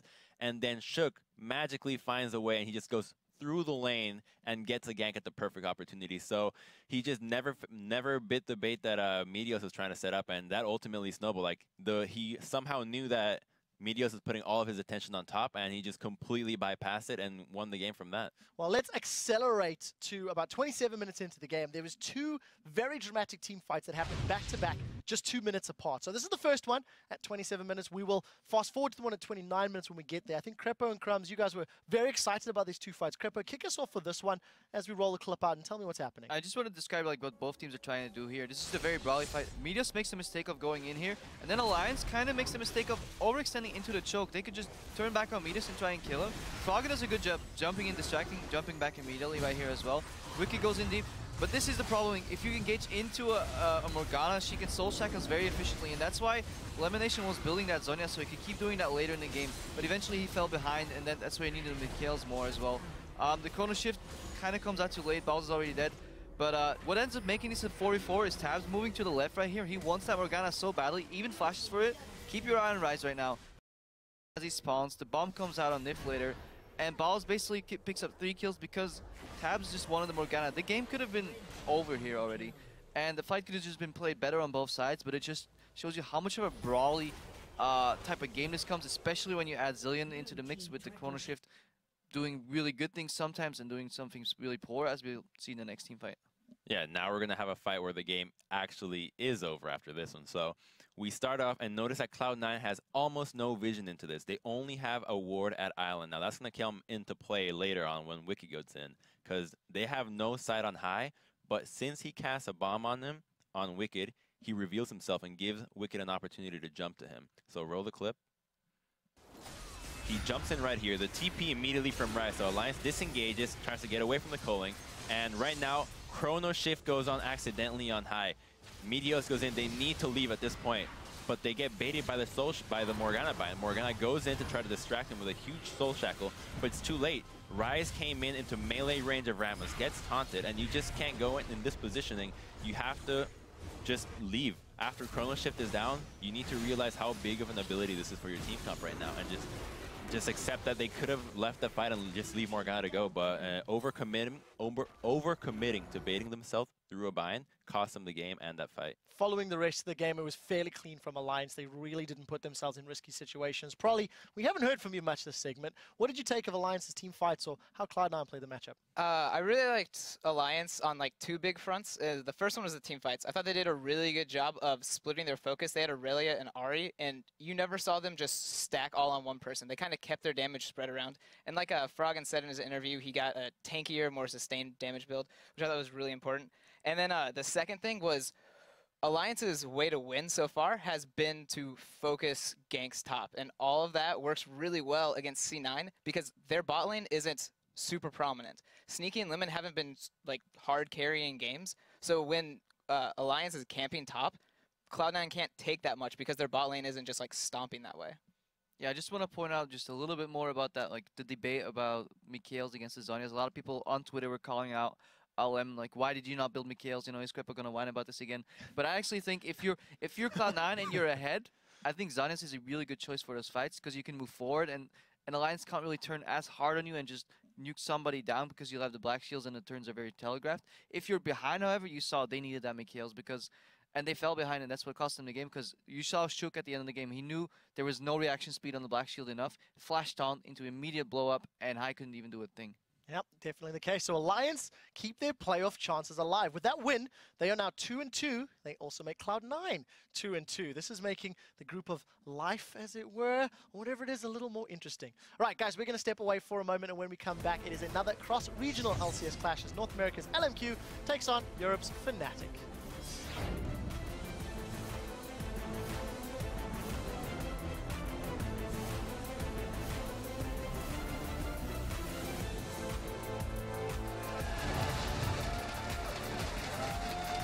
They managed to lock up Balls, but he gets the kill onto Froggen. Shook will actually go down as well. Balls are still going. Can't deliver any more damage. They pick up one. They pick up two. They're on the Balls now with the Pedva pulverized. The minion waves are hugely pouring in for Alliance right now. They could look to seal the deal. Balls one of the last ones standing. Sneaky on the outside.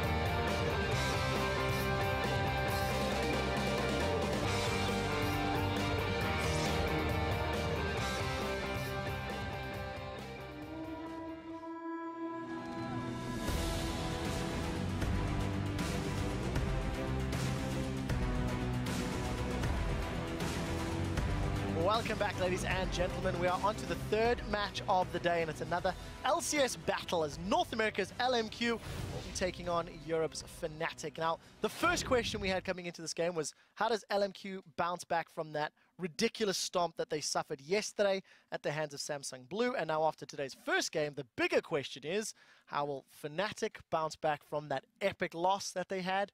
Let's start with LMQ. They were first. It was our first question. Crumbs. We've seen Ackerman play Rumble, I believe, all 3 games. And to be honest, Samsung Blue was the one team that was able to counter it pretty effectively with a lane swap. LMQ does not look too proficient in these lane swap scenarios. So what I want to see is Fnatic pull a lane swap, maybe force him to take Rumble. I don't think it'll be a highly contested pick because SOAS did not look too comfortable on that champion today. So just let Ackerman have Rumble, even though it's kind of a risky pick, but deal with it like the way Samsung Blue dealt with it. Question for Prolly. On the topic of Fnatic, we saw them fumble their lane swap, up for debate in the game 1 of the day. Do you think lane swapping is the way that Fnatic approaches this? And how do they handle the mental pressure of losing that 72-minute game? I feel like their lane swaps almost seemed more as a way to hurt the enemy top laner than improve their own situation. So I think if they're in a bad situation, like, yeah, against the Rumble, I could actually see Fnatic opting for a 2v1 because they know it's going to hurt Rumble badly instead of how it's going to affect their